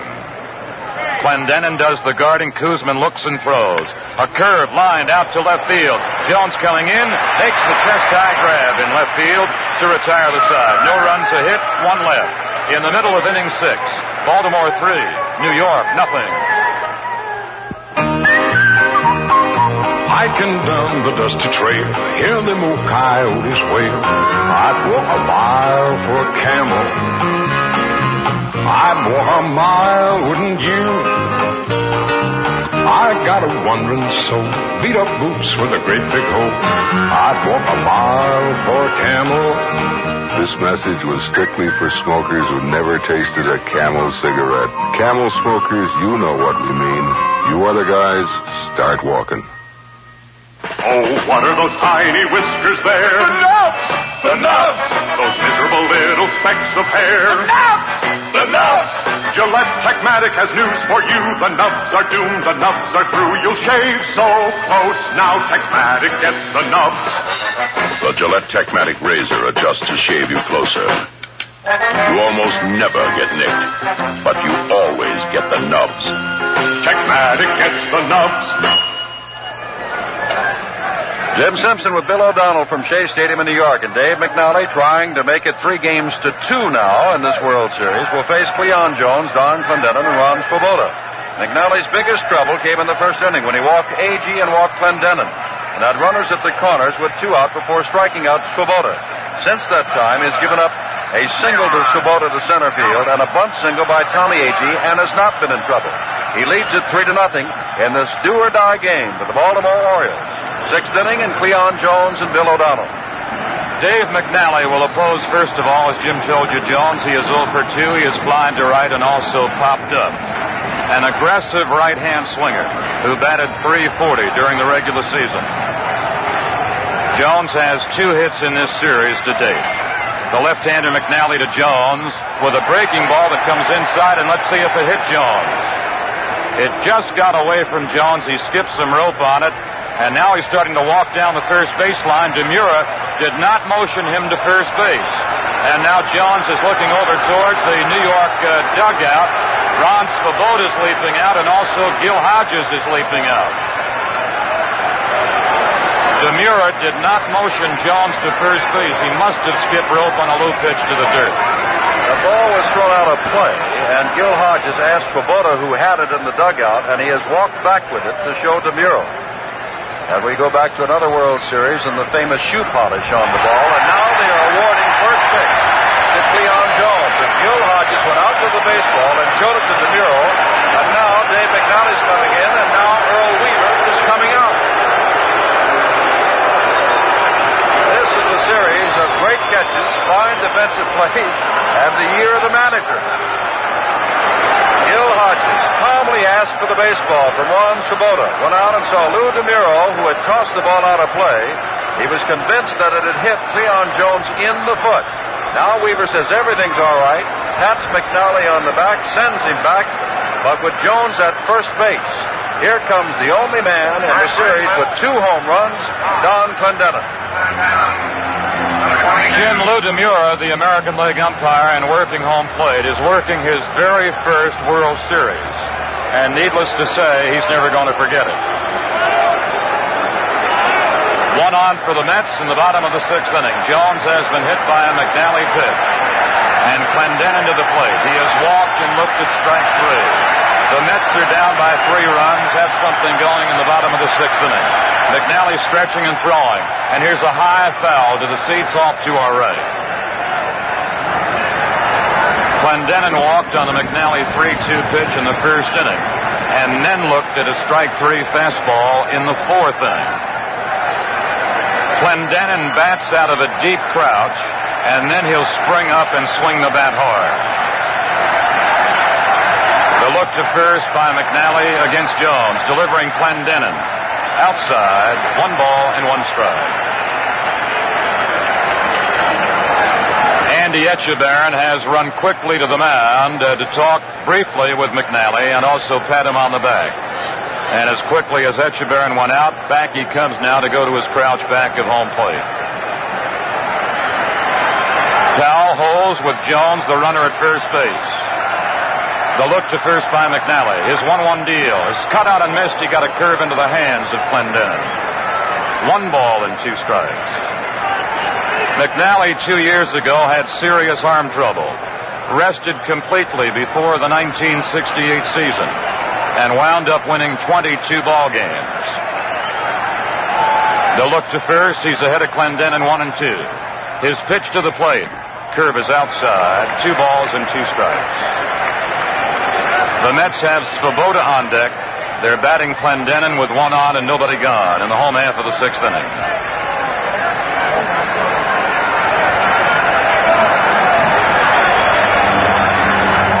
Clendenin well off the plate, but leaning out of the crouch towards the plate with a couple of golf swings and now cranks the bat back. 2-2 from McNally. A curve. Fly ball deep left field to the warning track. It is in and up for a home run.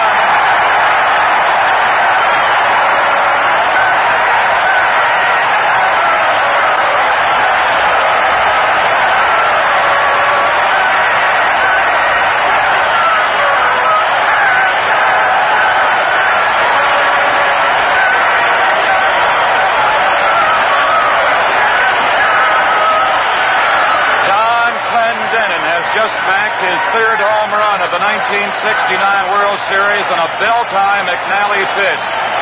And he pulled it deep out to left, just to the right of the foul pole. And now the Oriole bullpen will begin to get active. The Mets are now down by 1 run. It is Baltimore 3 and New York 2 on the Clendenin 2-run homer. The batter is Ron Swoboda. Bats from the right side. Bunts the fastball up in the air foul. Back of the plate. Echeverron can't get to it. Dick Hall, tall right-handed reliever, throwing in the Baltimore bullpen. The Oriole long relievers are Harden and Leonard. The middle inning reliever is Hall. The late inning relievers are Watt and Rickert. It is Hall warming here in the sixth inning after Clendenin homered with 1 on. Swoboda takes an inside McNally changeup curve. 1 ball and 1 strike. Baltimore 3, New York 2. A left-hander is up in the New York bullpen, Tug McGraw.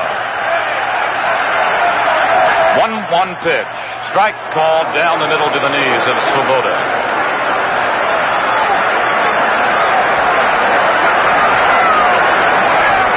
McNally and the Orioles, since the third inning, were having a breeze and leading 3-0. The Mets are right back in the ball game 3-2. The 1-2 pitch inside low to Ron Swoboda.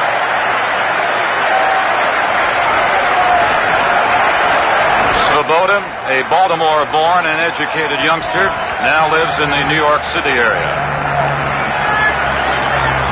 He and McNally are 2 balls and 2 strikes with nobody out. McNally throws a curve, line behind second base and right to the second baseman Johnson.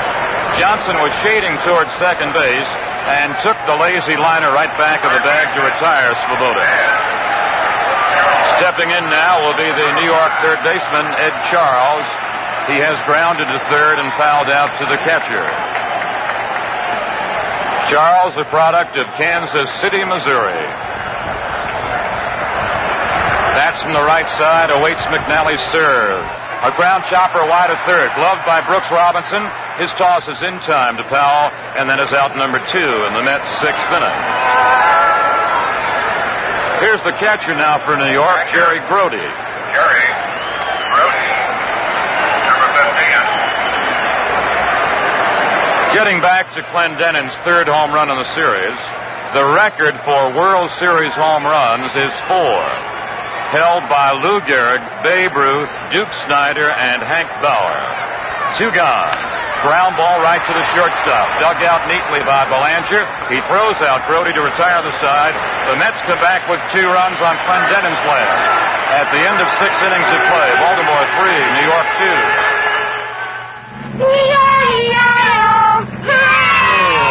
Thank you, Miss Nye, for leading us in song and frolic. Oh, thank you, Uncle Evan. Now, look, children, we're almost there for our first adventure at High Diddle Diddle Day School. Now, everybody make a happy hello face. Let's not throw things. What kind of car is it? It's a station wagon. Who makes it? Plymouth makes it. What's this? That works the stereo in front and back. Monroe, jump up and down like that and your stomach will drop off. What's this for? That's the special air conditioner. It makes it cool in the back without freezing the front. Well, here we are. Send everybody out. No, we want to stay in the station wagon because it's comfortable. Yeah! What's this? That works the rear window with the optional washer. What's that thing on the roof? The air deflector. It keeps dirt and fumes away from the rear window. And there The station wagon full of kids makes it. The sports suburban wagon makes it. Plymouth makes it.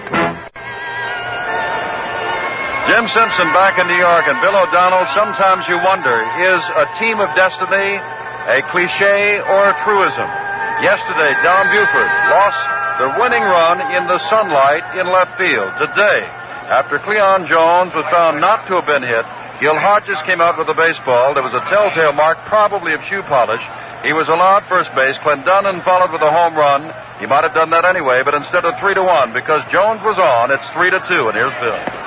Dave Johnson takes a fastball strike from Kuzman to begin the top of the seventh inning. It's Johnson, Echeverron, and Belanger, 6, 7, 8 batters in the Baltimore order. Baltimore leads by a run, 3-2. The winding Koosman, another fastball, and here's a towering fly to right field to the foul line. Swoboda to the foul line. On the foul line, goes to foul ground to make the catch. Johnson fouls to the right fielder, Swoboda. And there's one away at the top of the seventh inning. Andy Echeverron now is the Oriole batter. He has bounced into a forced play and grounded out second to first base. Echeverron is 0 for 5 in the series to date. He will be followed by Belanger. Koosman, the left-hander, rifles a curve that is fouled off the end of Echeverron's bat, and as he twisted around like a weather vane right in the batter's box, he lost that plastic protective helmet. One strike to Echeverron, the young man who caught all 4 games of the 1966 World Series between Baltimore and Los Angeles.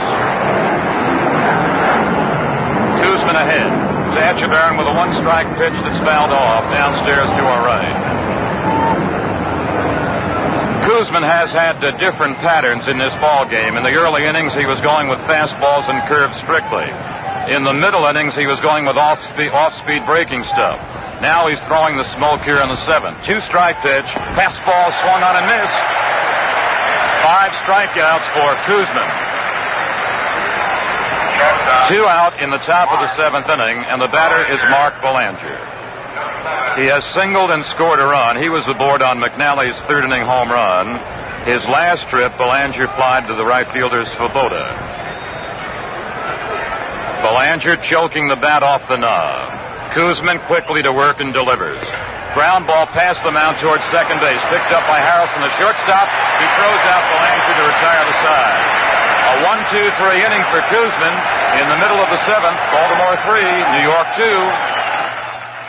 Lee Malone near the bullpen with stadium policeman Vic Cowan. What do you do these, Vic? My main function is to discourage fans from running onto the field to shake hands with the ball players, impeding the progress of the game. Well, what if they do? I pursue the perpetrator, apprehend him, and escort him from the premises. And you prefer the regular right guard? Yes. Witness isn't a problem with my dark police uniform, and right guard regular keeps me smelling nice all day. No point offending the offender. He's in enough trouble. Lately, there have been a lot of pretty girls running on the field kissing the players. True, Wally. That's another reason I want to smell nice. Whitby is another familiar ballpark figure, a hawker. You use the right guard antiperspirant in the silver can. Right. It stops odor and helps keep me dry during my hectic chores as a hawker. Well, what do you sell? Scorecards, batting helmets, banners, noisemakers. Could you give us a little demonstration of your classic sales technique? Certainly. Scorecards. Get your scorecards. Can't tell the players without a scorecard. 2 kinds of people, 2 kinds of right guard. There, get a gaily decorated banner representing the team of your choice. Lee Malone returning it to the booth. Scorecards. Back in cloudy and cool New York City for the 5th and what could be the final game of the 1969 World Series. But right now, Baltimore is holding on to a tenuous 3-2 lead. Al Weiss, Jerry Koosman, and Tommy Agee. The Baltimore bullpen is quiet, but Tug McGraw continues to throw for the Mets down in right field. And here is Bill O'Donnell. Al Weiss begins the Mets against McNally in the bottom of the 7th inning. He's curved for a strike to his letters. Weiss has lined to short and grounded to third. He has 4 hits in the series. Has knocked over 2 runs. McNally ahead 0-1. Fastball. Here's a fly ball out to left center field. Buford going back. Buford at the warning track. It is over the fence for a home run.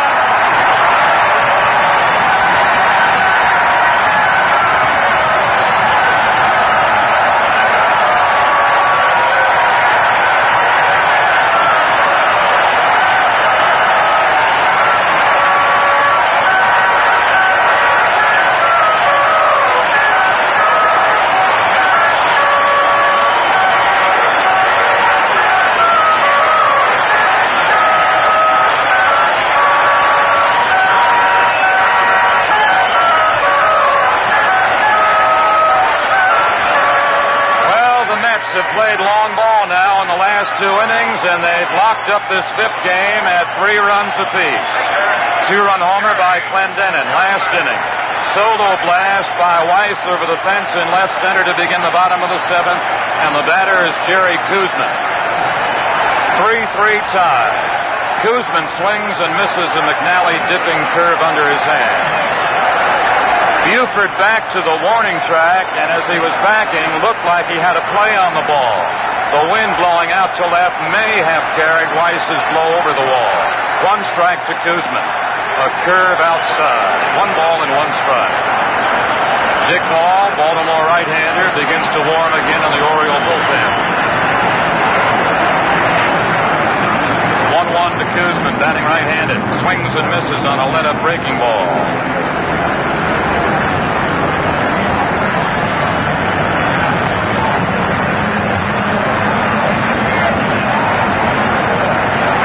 McNally ahead.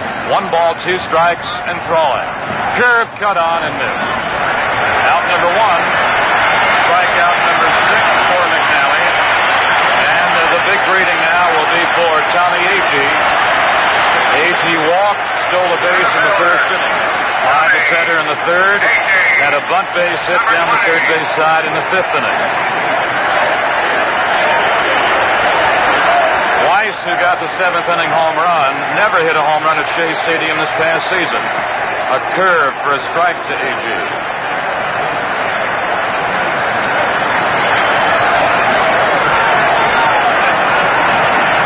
Agee, the right-hand batter, on 0-1. Fastball, he swings and he misses. He was challenged into his hands and jammed by McNally. In the 7th inning, 3 runs, 5 hits for Baltimore. A like number for the Mets, 3 runs and 5 hits.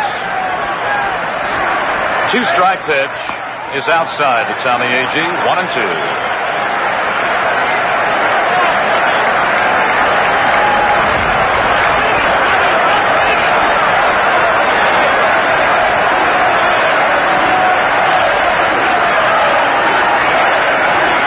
McNally 1-2 with a curve fouled over towards the Oriole dugout off the 3rd base side. All the runs in this 5th game of the World Series have been on home runs. A 2-run homer by McNally plus 1 by teammate Frank Robinson. A 2-run homer by Clendenin in the 6th. A leadoff bottom of the 7th home run here by Weiss. 1-2 to Agee. Fouls it behind the plate to the upper deck.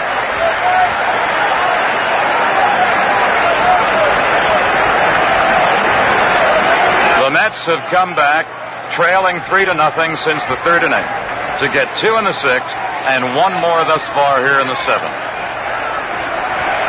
McNally pouring forward with 1-2. Fastball is fouled off to our right and into the seats.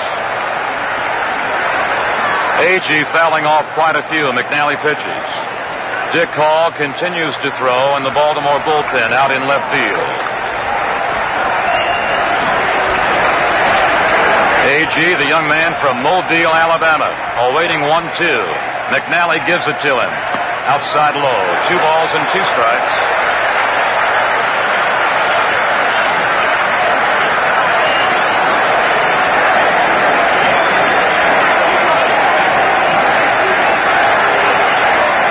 Two deal to Tommy Agee.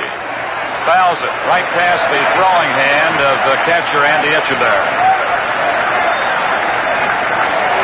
Before this 5th game of the World Series, there had been only 4 home runs. 1 by Buford of Baltimore, 3 by the Mets, 2 by Clendenin, and 1 by Cranepool. But we've had explosiveness strike here in Game 5.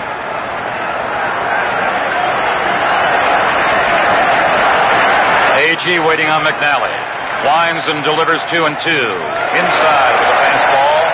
3 balls and 2 strikes with 1 out.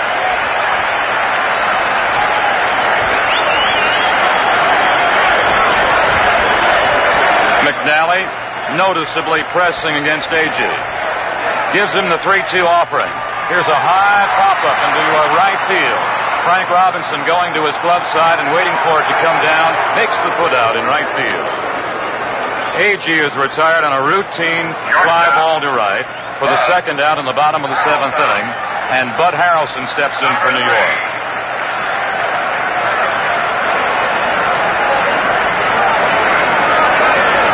Harrelson has been fanned twice today by McNally, has also flied to center field. The switch hitter from the right side looks inside, belt high, ball one.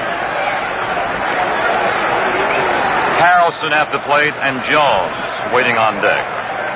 2 out in the seventh inning. The 1-0 from McNally is inside again. 2 balls and no strikes.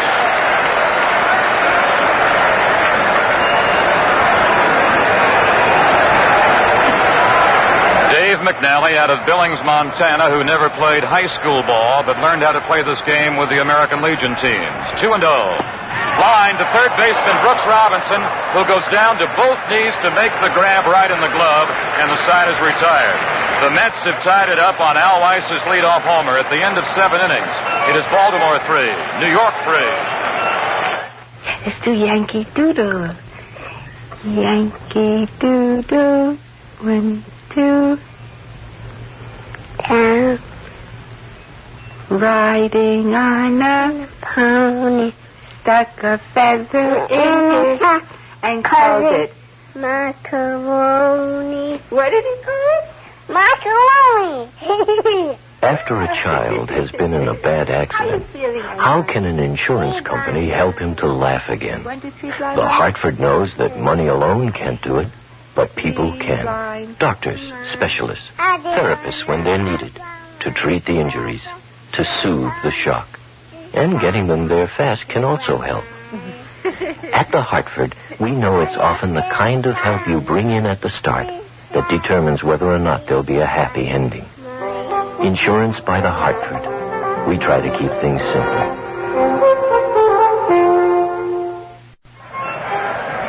Jim Simpson with Bill O'Donnell back from New York, and Kurt Moulton has come out onto the on-deck circle and will bat for Dave McNally, so McNally will neither win nor lose this, the 5th game of the World Series. He worked 7 innings, giving up 3 runs, which came in the last 2 innings. On Clendenin's 2-run homer, Jones would reach by being hit by the pitch and awarded first base after Rhubarb, and Al Weiss hitting a home run on an 0-1 pitch. So Moulton comes on, and by the way, Clendenin might be expected to hit 3 home runs and drive in 4 runs. But who would have thought that little Al Weiss, a .215 hitter on the year, would be 5 for 10 in the World Series with a home run and 3 RBIs? Answer, probably not even Al Weiss. But here is Moulton to face Kuzman in this tie game as we move now to the top of the 8th at Bill O'Donnell. Moulton will go deep to the box and guard the plate. He bats right-handed. Hits the ground ball right at the shortstop. Harrelson digs it up in the hole, throws out. Moulton by a step at first base. Moulton batting for McNally has grounded out short to first. First man has been retired by the Mets. That's Moulton, and here now is Don Buford. He has grounded out twice to the shortstop, Harrelson. Also fly to the right fielder, Swoboda, in the 5th inning, and Swoboda had to make a long running catch to get to the fly ball. Kuzman working from the first base side of the rubber. Buford, a switch swinger, batting right-handed. Lays off an outside pitch. He had a notion and kept the bat back. 1-0 to Buford, to be followed by Blair. Baltimore 3, New York 3. Game 5 of the World Series. We're in the top of the 8th inning. Kuzman's 1-0 pitch. Fly ball out to center field. A.G. going back with Swoboda. They're both in right center, and it is A.G. for the put out in right center field. 2 up and 2 away. And that'll bring up Paul Blair. Blair's first trip to the plate, he hit the ball well and deep, but A.G. patrolled deep to center field to bring down the fly ball. And Koosman handcuffed Blair in a curveball and struck him out in the 3rd. Blair lined to center in the 6th inning. Blair leaned towards the plate from the middle of the box. A changeup is thrown low for ball 1. Kuzman has what pitchers call a straight change. Frank Robinson is on deck. 2 out, and the pitch to Blair. Fly ball down the left field line, but curving way foul up until the second deck. That was a good 30 feet off the left field foul pole. 1 ball, 1 strike to Blair. Kuzman rocking at the rubber. Kicks and he deals Blair. Swings, hits the ground ball towards short. Backhand at the hole by Harrelson. Long throw. In time. Fine play by Harrelson to beat the speedy Blair by one stride. 1-2-3. The Orioles are set down. And in the middle of the eighth inning, it's Baltimore 3, New York 3.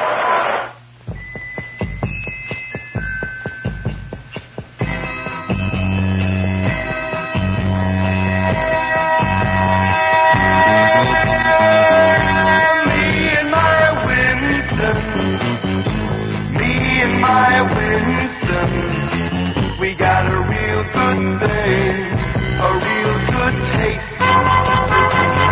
Yeah, me and my Winston, we got a real good thing.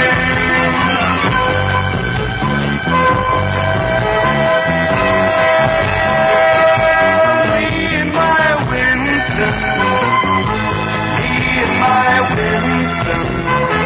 we got a real good thing, 'cause my Winston tastes good like a cigarette should.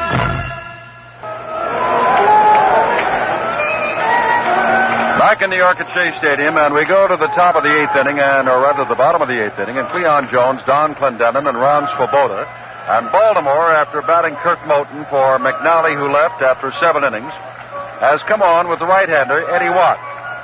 Their leading man in saves and in appearances from the Baltimore bullpen, who worked in yesterday's game, the 8th and 9th innings, and gave up 2 hits and struck out 2, but allowed no runs. Watt is now on in this tie game at 3-3. And as Bill O'Donnell pointed out yesterday, at no time over this series or season has Watt gone more than 3 innings. He is the short reliever. Baltimore looking for runs and looking for Watt to stop the Mets in this must game for Baltimore. Bill? Watt overall, Jim, during 1969 made 56 relief appearances, more than any other member of manager Weaver's bullpen. His record, 5 wins, 2 defeats. He had 16 saves to also lead the bullpen staff, and had an earned run average of just over a run and a half a game. Watt in the 8th to face the power part of the Mets order, Jones, Clendenin, and Swoboda. Jones is 0 for 2, plus hit by a pitch. Slider is low. Watt has 2 kinds of wind-ups. He'll wind to the belt and also wind right on top of the head. He'll wind to the head sometimes when he gets ahead of batters. He winds to the belt 1-0 and throws low. He's 2 balls and no strikes to Jones. Activity in the Baltimore bullpen continuing, this time with right-hander Dave Leonard. The Met bullpen is silent. 3-3 tie on the bottom of the 8th. 2-0, low again. 3 balls and no strikes.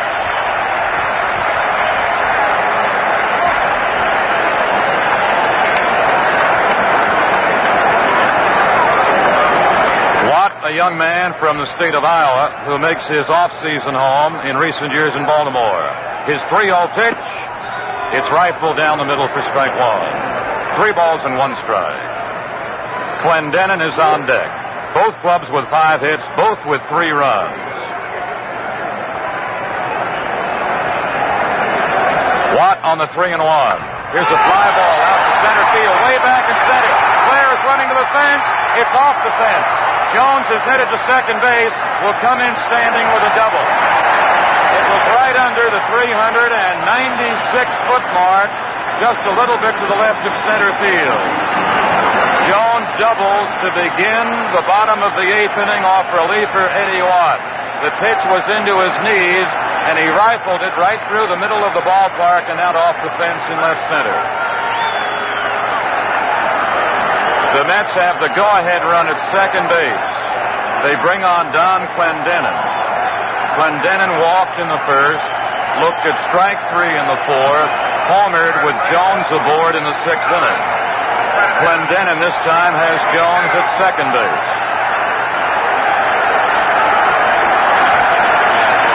Baltimore and New York, a 3-3 tie. 57,000 people going crazy here in New York. Watt stretches and throws. A bunt is fouled behind home plate. The Mets' strategy with Clendenin bunting is to move Jones to third base and get him home on something through the infield or a fly ball to the outfield. Meanwhile, the two chief men in the Mets dugout, pitching coach Rube Walker and manager Gil Hodges, seated side by side and just watching everything go on. One strike to Clendenin out of that deep crouch with that tall frame leaning towards the plate. Jones, who just doubled, is off second base, edging into his lead. Clendenin bunts foul back over the screen. 2 strikes to Clendenin. Now there's a decision to make. The Mets have to decide, do we want Clendenin to bunt on a second strike? If he bunts foul, he's out of there and back to the dugout. Brooks Robinson plays back deep at third. Belanger, the shortstop, is shading a bit to his glove side. Eddie Yost, the third base coach, is barking out instructions to Jones. Come on, or stay or go back. 2 strikes to Clendenin. Watt throws. A curve, he swings and he strikes out. No, he foul-tipped it. He got a piece of it, and it popped out of Echeverron's mitt and is rolled in front of home plate. So Clendenin will stay alive. He is not banned.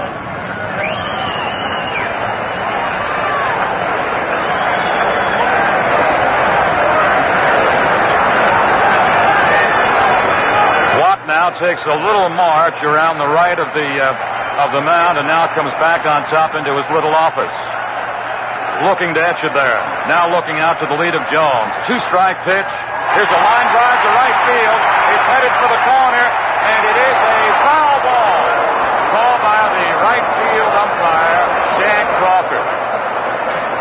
There is only 10 feet from the deep foul part of the foul line in right field to a restraining wall. And it bounced foul between that line and that restraining wall. Clendenin came very close to having at least a double.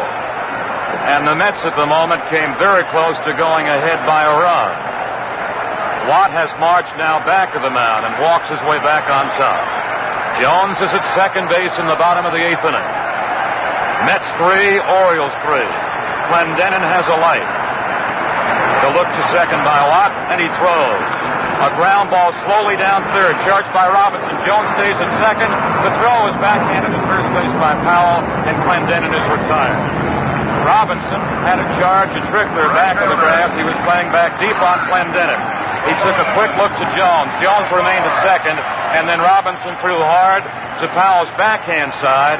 Powell reached to the outside part of the bag towards the outfield, stayed at the bag, and Clendenin is out. Now the equally dangerous Ron Swoboda is up. Double activity in the Baltimore bullpen with right-hander Hall and left-hander Rickard. Swoboda has more base hits than any other member of the Mets ball club. He has 5 hits, including 1 today. A base hit through the middle and out to center field in the 4th inning off McNally. With 1 out, Jones is leading off second base. Swoboda waiting. Watt working. Slider. Here's a fly ball. Deep left field. Headed for the fence. And it's on the warning track. Picked up by Buford. On comes Jones to the plate. The throw is late. Going to second base is Swoboda.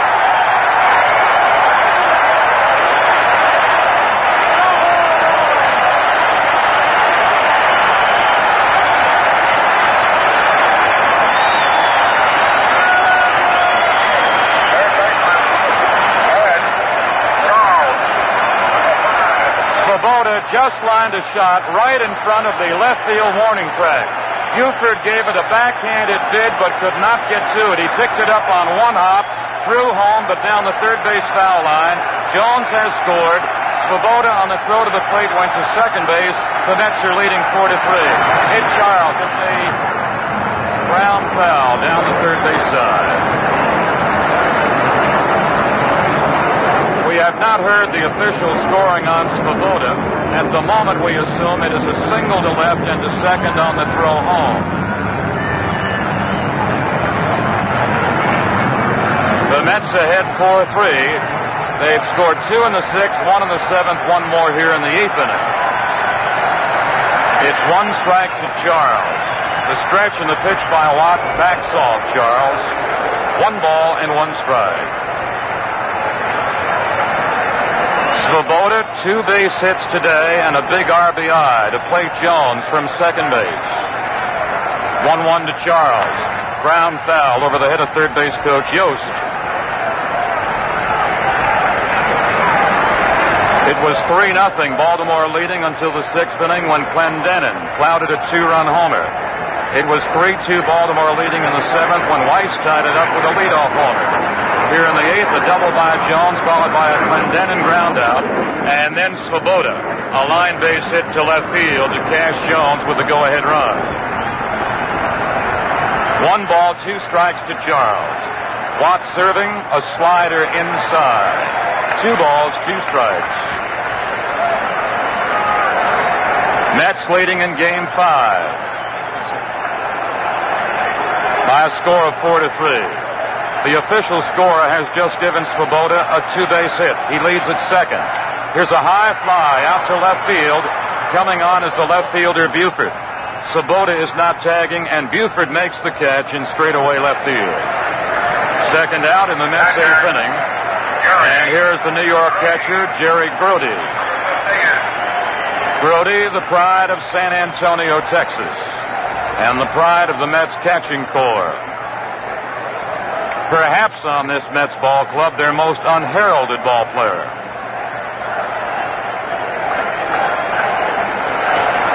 Brody is hitless today. He has flied to center, bounced into a force play, and rolled out to short. Swoboda, who doubled over the go-ahead Mets run, is at second base and leading with 2 out. Watt looks that way. Throws high to Jerry Brody, batting from the right side, ball 1.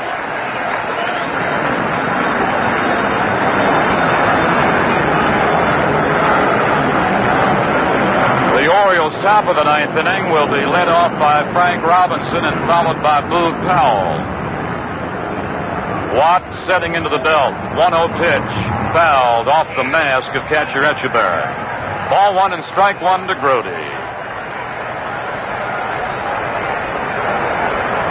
Watt has retreated to the rear of the mound, back to the grass to wet up on the hands. I'm sure you're aware that Major League rules do not allow pitchers to wet up on the hands while they're actually in the mound area. They must back to the grass or to the side of the mound of the grass. Ball 1, strike 1 to Brody. Swoboda looked over by Watt as he leads off second base. The delivery is lined on 1 hop off Powell's glove. He recovers, throws to Watt. Watt drops the ball. Swoboda's coming home and scores to make it 5-3. Two-ground smash to Powell that hit his glove, bounced off his chest. Watt went over to cover first base. Brody beat the throw from Powell to Watt, who dropped the ball. Swoboda dashed to third, kept right on coming home. The Mets are now ahead by 2 runs. Second baseman.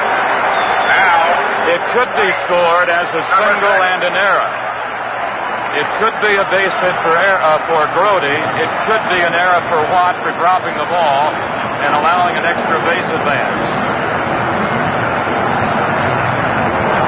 That's the second time in 2 games, Bill, that a misplay at first base on a throw has cost. Al Weiss fouls off Watt's first pitch back of the screen.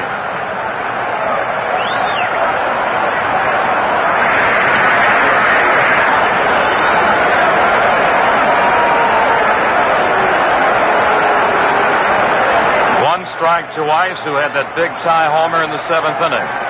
It is New York 5, Baltimore 3 in the 8th inning. Watt's pitch is fouled again by Weiss back of the plate.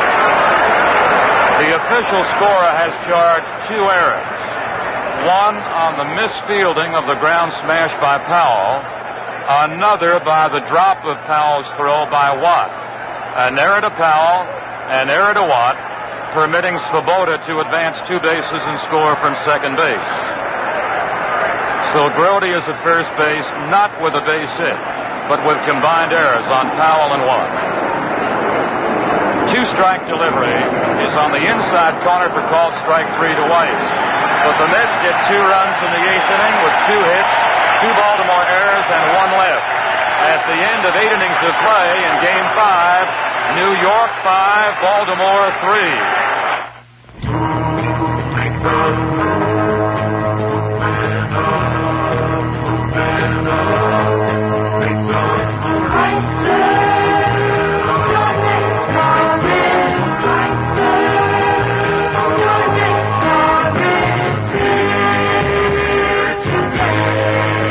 The 1970 Chryslers with new torsion quiet ride are here.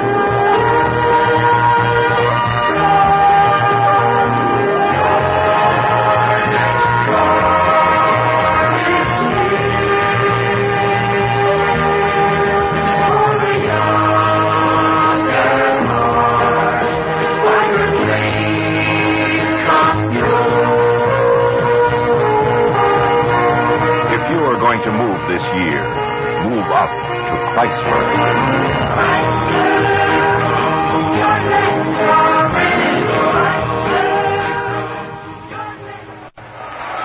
Back in a jammed and jubilant Shea Stadium in New York with Bill O'Donnell, this is Jim Simpson. Baltimore down by 2 in the ninth. This could be the last inning of the 1969 World Series. The Orioles need 2 to tie, but they've got their power coming up in Frank Robinson, Boog Powell, and Brooks Robinson. Now, if the Mets win, who's the most valuable player? And from Sport Magazine, gets that Dodge Challenger. Jerry Koosman, who'll have won 2. Ron Swoboda with more hits than anybody, 6 including the go-ahead hit here, and a game-saving catch yesterday. Or Al Weiss, 5 for 10, who won a game, the second game, with a single, and tied this game with a home run. Make your choice, but the game isn't over yet. Baltimore needs 2 for the ninth. Bill O'Donnell. Frank Robinson begins it off against southpaw Kuzman. A change curve is outside, ball 1. Frank Robinson lined to right in the first inning, homered over the left center field fence in the third, looked at strike 3 in the sixth inning. Robinson at the plate to be followed by Powell and Brooks Robinson. Kuzman serves, inside low, 2-0. Now a young New York fan has leaped out of the right field area, marched over the fence, come across the foul line, and come out to shake the hand of first baseman Clendenin. And 2 Met Stadium security officers now are taking the young man off the field. Right-hander Ron Taylor and left-hander Tug McGraw are throwing in the New York bullpen.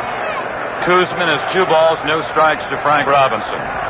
The Mets are leading in Game 5 of the World Series 5-3 after trailing 3-0 going to the 6th inning. 2-0 to Robinson. Inside corner strike to his letter.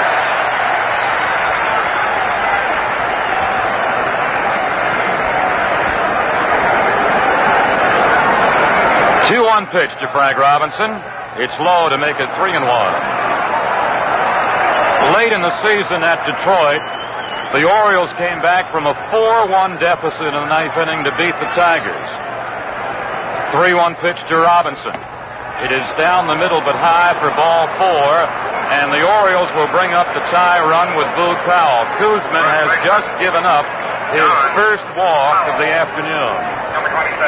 5-3, New York leads. Powell with 1 base hit coming to the plate. He had a check swing looping base hit out to left field in the 6th inning. Flied deep to left center in the 2nd. Struck out on a Koosman breaking ball in the 3rd. Clendenin will not hold against Frank Robinson. He'll play back of the bag a couple of steps, and he'll also guard the foul line. Robinson with a short lead. Kuzman giving Robinson a good long look. Now concentrating on Powell. Sidearms him, and Powell fouls it back, strike 1.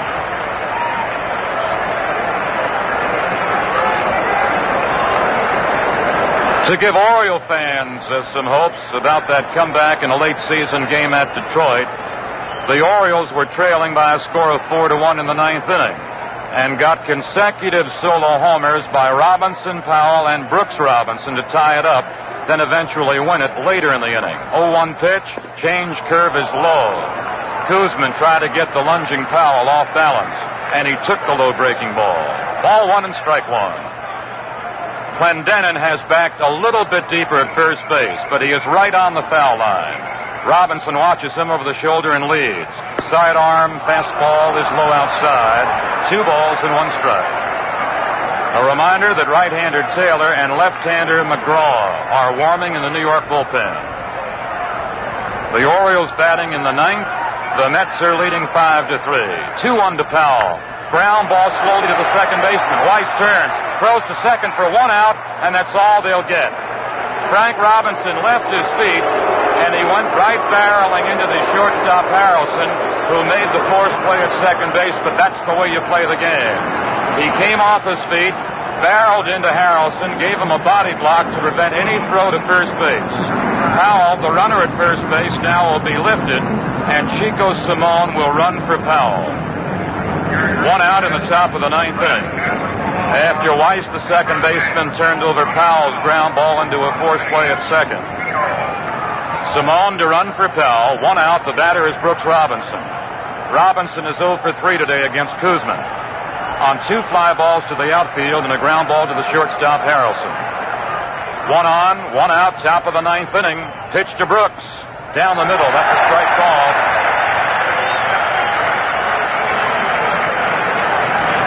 The Orioles have Dave Johnson standing in the on-deck circle.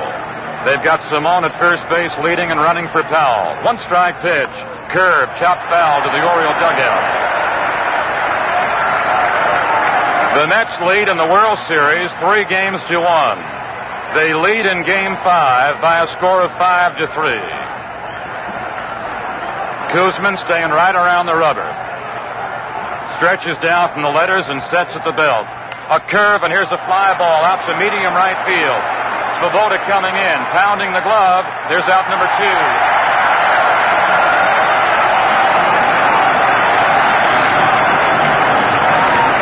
All of the Oriole hopes now rest on the shoulders and the bat of second baseman Dave Johnson.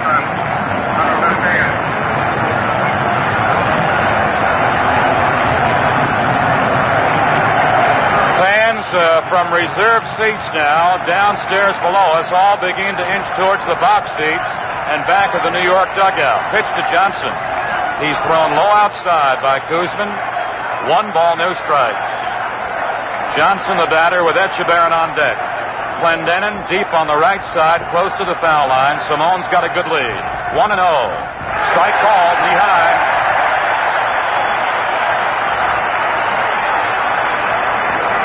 Johnson, 1 ball and 1 strike. Jones plays him deep in left. A.G. plays him normal depth in center. 1-1. A curve, outside high. 2 balls and 1 strike. Brody, before he returned the ball to Kuzman, snapped his wrist and more or less telling Kuzman, bring that ball in more on Johnson. Simone having no trouble with the lead. Clendenin is just 1 good stride in from the outfield grass at first. 2-1 pitch. Fly ball, deep left field. Jones is back to the fence. Jones is on the warning track. The World Series is over. Jones makes the catch. Jones made the catch on Johnson's deep fly ball. The Mets have won it by a score of 5-3. Met fans are pouring on the field, trying to steal home plate, trying to take the rubber at the mound. Fans pouring from out of the stands all over the playing field. The final score of the 5th and final game of the 1969 World Series is New York 5, Baltimore 3, and we'll be back with a recap of today's highlights in just a minute. Some men have average-size hands. Some men have big hands. For men with average hands, Gillette introduces our new adjustable razor with an average-size handle. For men with big hands, Gillette introduces our new adjustable razor with a long handle. Both new razors have 9 precision settings. Gillette figures a more comfortable razor in your hand means a more comfortable shave. I've got an important message for you about cars, even if you don't drive a car. It's about the anti-pollution team, Phillips 66 gasolines, and Trop Arctic motor oils. By fighting pollution in a car's engine, they help keep pollution out of the air. So you get a better running engine, and we all get cleaner air. Got the message? Now get the anti-pollution team, only from Phillips 66, where it's performance that counts. Phil O'Donnell with Jim Simpson as the New York Mets have just defeated the Baltimore Orioles in Game 5 of the World Series, won the '69 World Series 4 victories to 1, and Met fans are beginning a celebration perhaps like they began on the 24th of September when they defeated the St. Louis Cardinals 6-0, and they had a 3-hour celebration here at Shea Stadium. The totals on the ball game: the Mets 5 runs, 7 hits, no errors. Baltimore 3 runs, 5 hits, and 2 errors. So let's switch down now to Lindsey Nelson. All right, and here in the clubhouse, it's Bedlam, too, as Mrs. Joan Payson, the principal owner of the New York Mets, is here. Congratulations. This is yours, Gil, isn't it? And the commissioner of baseball, Mr. Bowie Cohen, is here. Lindsay, this is my most proud moment as commissioner. This is my opportunity to present to Mrs. Payson and to Gil Hodges, who are the two most responsible people for this team of destiny, for its accomplishment as world champion. I cannot tell you how proud I am of you, Mrs. Payson, Gil, of you, of your ball players. Every one of them made a contribution to this, every last one of them. And they can be proud of this because in beating the Baltimore Orioles, they beat the best darn ball club around they could beat. And I'm very proud of them. This then goes to the Mets. Bowie Cohen committing the commissioner now presenting this trophy to Johnny Murphy, the general manager, to Mrs. Payson, and to Gil Hodges. Step up here, Gil. We want to get a good look at you. It's a long step down, isn't it? Beautiful, beautiful. And, what do you have to say about this? Well, first of all, I would just thank the commissioner for this beautiful trophy, and certainly thank my immediate boss, Mr. John Murphy, and just all the New York Mets, Mrs. Payson, Mr. Grant, and all the directors, and certainly all the wonderful players that we had this year that have done such an outstanding job, and we must not forget all the beautiful fans that we had in Shea Stadium all year long. It's just been a great year, and thank God it's over now. It is indeed. John Murphy, the general manager. Well, Lindsay, this is the happiest day of my life. I think Gil did a great job for us. Thank you very much, gentlemen. Thank you very much for presenting the trophy, and I think we'd better remove this to a safer place with a little help, because we're going to have a few things going up here. Here is... Just behind you, Commissioner, is Don Grant, the chairman of the board of the Mets. Thank you very much. Thank our fans. We've been very lucky, and we thank the man up above. Don, what is that dripping off of you, Don? That's a little champagne. I get it in my ear, but never in my mouth. And the president of the National League, Mr. Warren Giles, who will be retiring after this season. Warren, you picked a great season to go out on. This is the greatest thing that's happened to baseball, the greatest thing that's happened to the National League, and the greatest thing that's happened to me. Wonderful. Last year. Wonderful. And you sound like you really believe it. And here's Mrs. Gil Hodges. Hello, Joan. She was here. He was here. I just can't believe it. It's been a year of miracles, and it's marvelous. Really, really It marvelous. is indeed. And Herb Walker, the executive vice president. Unbelievable. Unbelievable, Nelsie. And now we're going to try to get some of the Mets up here. Here we are. Jerry Kuzman right behind me. Great, Jerry. Just terrific. Jerry, tell me first about that double that you ripped out there early in the ball. I can really hit, Koozie. I always told him I was a hitter, Lindsay. You've been saying that in Jerry Grody right there. Yes, sir. He can do it all, Lindsay. He can do it all. And right here behind us. Yes, sir. It's Mr. Happy birthday. Well, I'll tell you. I was going to say happy birthday to Mr. Payson. Let's get Don Clendenin up here. Don, what did you hit on the 2-2 pitch? I think it was a slider. I'm not sure. Slider curveball. Didn't really care, did you? No, I didn't really care. Don, you had a great World Series. Thank you very much. I would like to have done better. But like I told everybody from the very inception that we're a great ball club.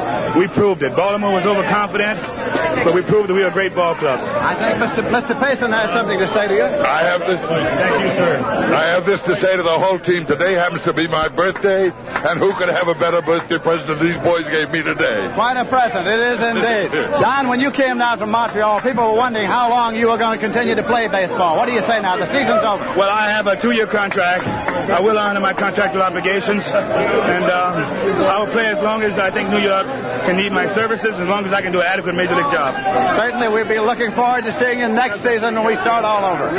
John Clendenna. Let's get Tom Seaver over here. Tommy, got to be a big thrill. Oh, the biggest ever. I tell you, that you believe in this. Look at one of my bobos right here. That's Cleon Jones. That's beautiful. Just ripped that one pretty good there off the wall out in left center. Well, Lindsay, this is the same ball club that been blown on the same field with the Baltimore Orioles, but we beat them. We showed them what we had, what type of ball club we had been all year. And we're number one. They thought they're going to run us right off the field, and we come to play. This is a club that played this way all year long. We came from behind. We did it today, and you can't say too much for this. Now tell me, I want to ask both of you. Tell me sincerely, because I want to ask you this question. You're down 3 runs. What kind of feeling did you have at that time about your prospects of winning the ball game? We built it up all year long. It's been like that, Lindsay. No matter what happened, no matter where we were down 6-0, and Pittsburgh came back and won that ball game because we never put our heads between our legs, and we always fought, and it's the greatest feeling in the world. Well, Lindsay, we're the type of ball club that scored late all during the year. We never give up. This is why we're here. We get behind 3 or 4 runs in the latter part of the ball game, we come back. Congratulations to both of you. You both had a great year. We'll be back here in a moment. Again, the final score was the Mets 5, the Orioles 3. In a moment, we'll continue to review the events of today's game. You want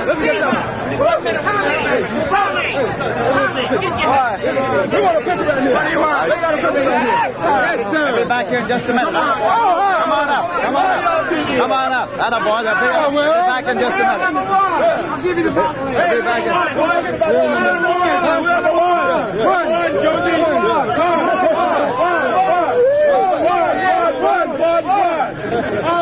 Number one. Boy. We'll be back here in just a minute. Stay right here. No, I don't. Stay right here. Stay right here. I want to talk to you. Watch your pussies, Dan. Be back here in about a half a minute. Stay right where you are. Atta boy. Good. We're in commercial right now. We're number one. Thank you. I'll give him a kiss. Beautiful. You know what, Tommy? You smell like a horse. We're in the clubhouse of the world champion New York Mets, and it has a certain ring to it. We have Tommy Agee here, Ron Swoboda, Cleon Jones, and the mayor of the city of New York is about to make an entry here. Mayor Lindsay's coming up. What do you have to say to the Mets, Mayor? Oh, God, it's going to be the biggest celebration New York ever saw. We're proud of you. What a lovely team. What did the New York Mets in this summer mean to the city of New York? Gave us the biggest lift we've had in 1,000 years. Beautiful job. Tell them you're going to give them a day Monday. It's going to be a big day on Monday. Big celebration in the whole city. Biggest you ever saw. It's going to be tremendous. The mayor of New York saying that Monday's going to be sort of a Met day here in New York. So get all ready for it. Did you enjoy the ball game? It's the best game I ever saw in my life. Never been happier. Marvelous. Mayor Lindsay of the city of New York. Tommy, you had a marvelous year and a marvelous World Series. Thank you very much, Lindsay. We were kind of up for the series. We knew we could beat Baltimore. And when they were talking so much, they gave us that much incentive to win. They were talking so much they forgot to play. Right. Ron Swoboda was the last base hit, the biggest one you ever got in your life. Well, we've come so far so fast. I think nothing can really be said. You know it, Lindsay. You know it because it brought us here. It was only one of the things. There were so many things. Ron, you got the magic glove back. You got it all back. They can pick it. Who's me? They can pick it. Can he pick it? There's my buddy. There he is. Rod Gasper with a little something for the mayor here. And he's got to return the favor. It's fair enough. Come on, Ed Charles. Ed Charles, come up here. Let's get the glider up here. Ed, you've been in professional baseball. We're number one, Lindsay. It's a wonderful feeling. Wonderful feeling. And you were saying back in August when October rolls around. When October rolls around, the Mets will wear the crown. East side, west side. How about that, huh? Lindsay, what did I say? I said we won 4 straight, didn't I? That's what 4 straight, and we did it. Well, you won 4 straight after you lost that first one. That's true. Buddy Harrelson over here. But glad you had a great World Series and a great season. Thank you very much. I think it was a team effort today, as it has been all year. Once or twice, one individual would stand out, but overall, I think today was an example of our game, of a team effort and fighting back, never quitting on the bench, and just a great year, a great team, and I'm glad to be here. Are you staying in New York now for the winter? Yes, I live here in New York, and I'm looking forward to this World Series rubbing off financially. But here we are, Al Weiss, the mighty might who suddenly found all the power in the world. What is it? I was just trying to hit a single that time. You lead off hit. I was just trying to hit a single, and it just went out. Well, how is it now? You hit a home run off McNally once some years ago. Yeah, I got him in my book twice now, and this is the biggest one. Had to be a great thrill. Oh, I can't explain what was happening to me going around the bases. I just was so overjoyed I couldn't laugh. I couldn't keep a straight face. You know, I don't know what I did, you know. A lot of things were happening to a lot of people about that time. Oh, it's really great. You know, the whole team is just a great team effort, and it's been a wonderful year. All right, we're here in the dressing room. And before leaving, let us pay another tribute, and many more will be made before October is over, to manager Gil Hodges, who a year ago in Atlanta, Georgia, suffered a heart attack, sat out the rest of the season, came on back to manage the amazing Mets this year to 100 victories.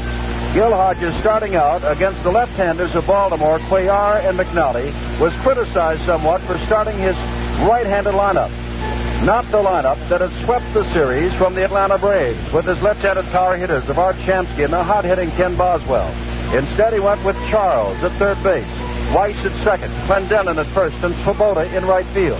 It was said then for Gil Hodges and his gamble to pay off, Clendenin would have to hit, and so would Swoboda. While Clendenin hit enough home runs, 3, to win the Outstanding Player Award, and Ron Swoboda contributed that diving catch yesterday of the drive off the bat of Brooks Robinson, and also had more hits than anybody else in the World Series. The Baltimore Orioles ran away with the Eastern Division pennant and then the league championship with 3 straight over Minnesota. And the New York Mets took them in 5 games, 4-1, winning today 5-3. For New York, it has been a wonderful year, and for Baltimore, wait till night.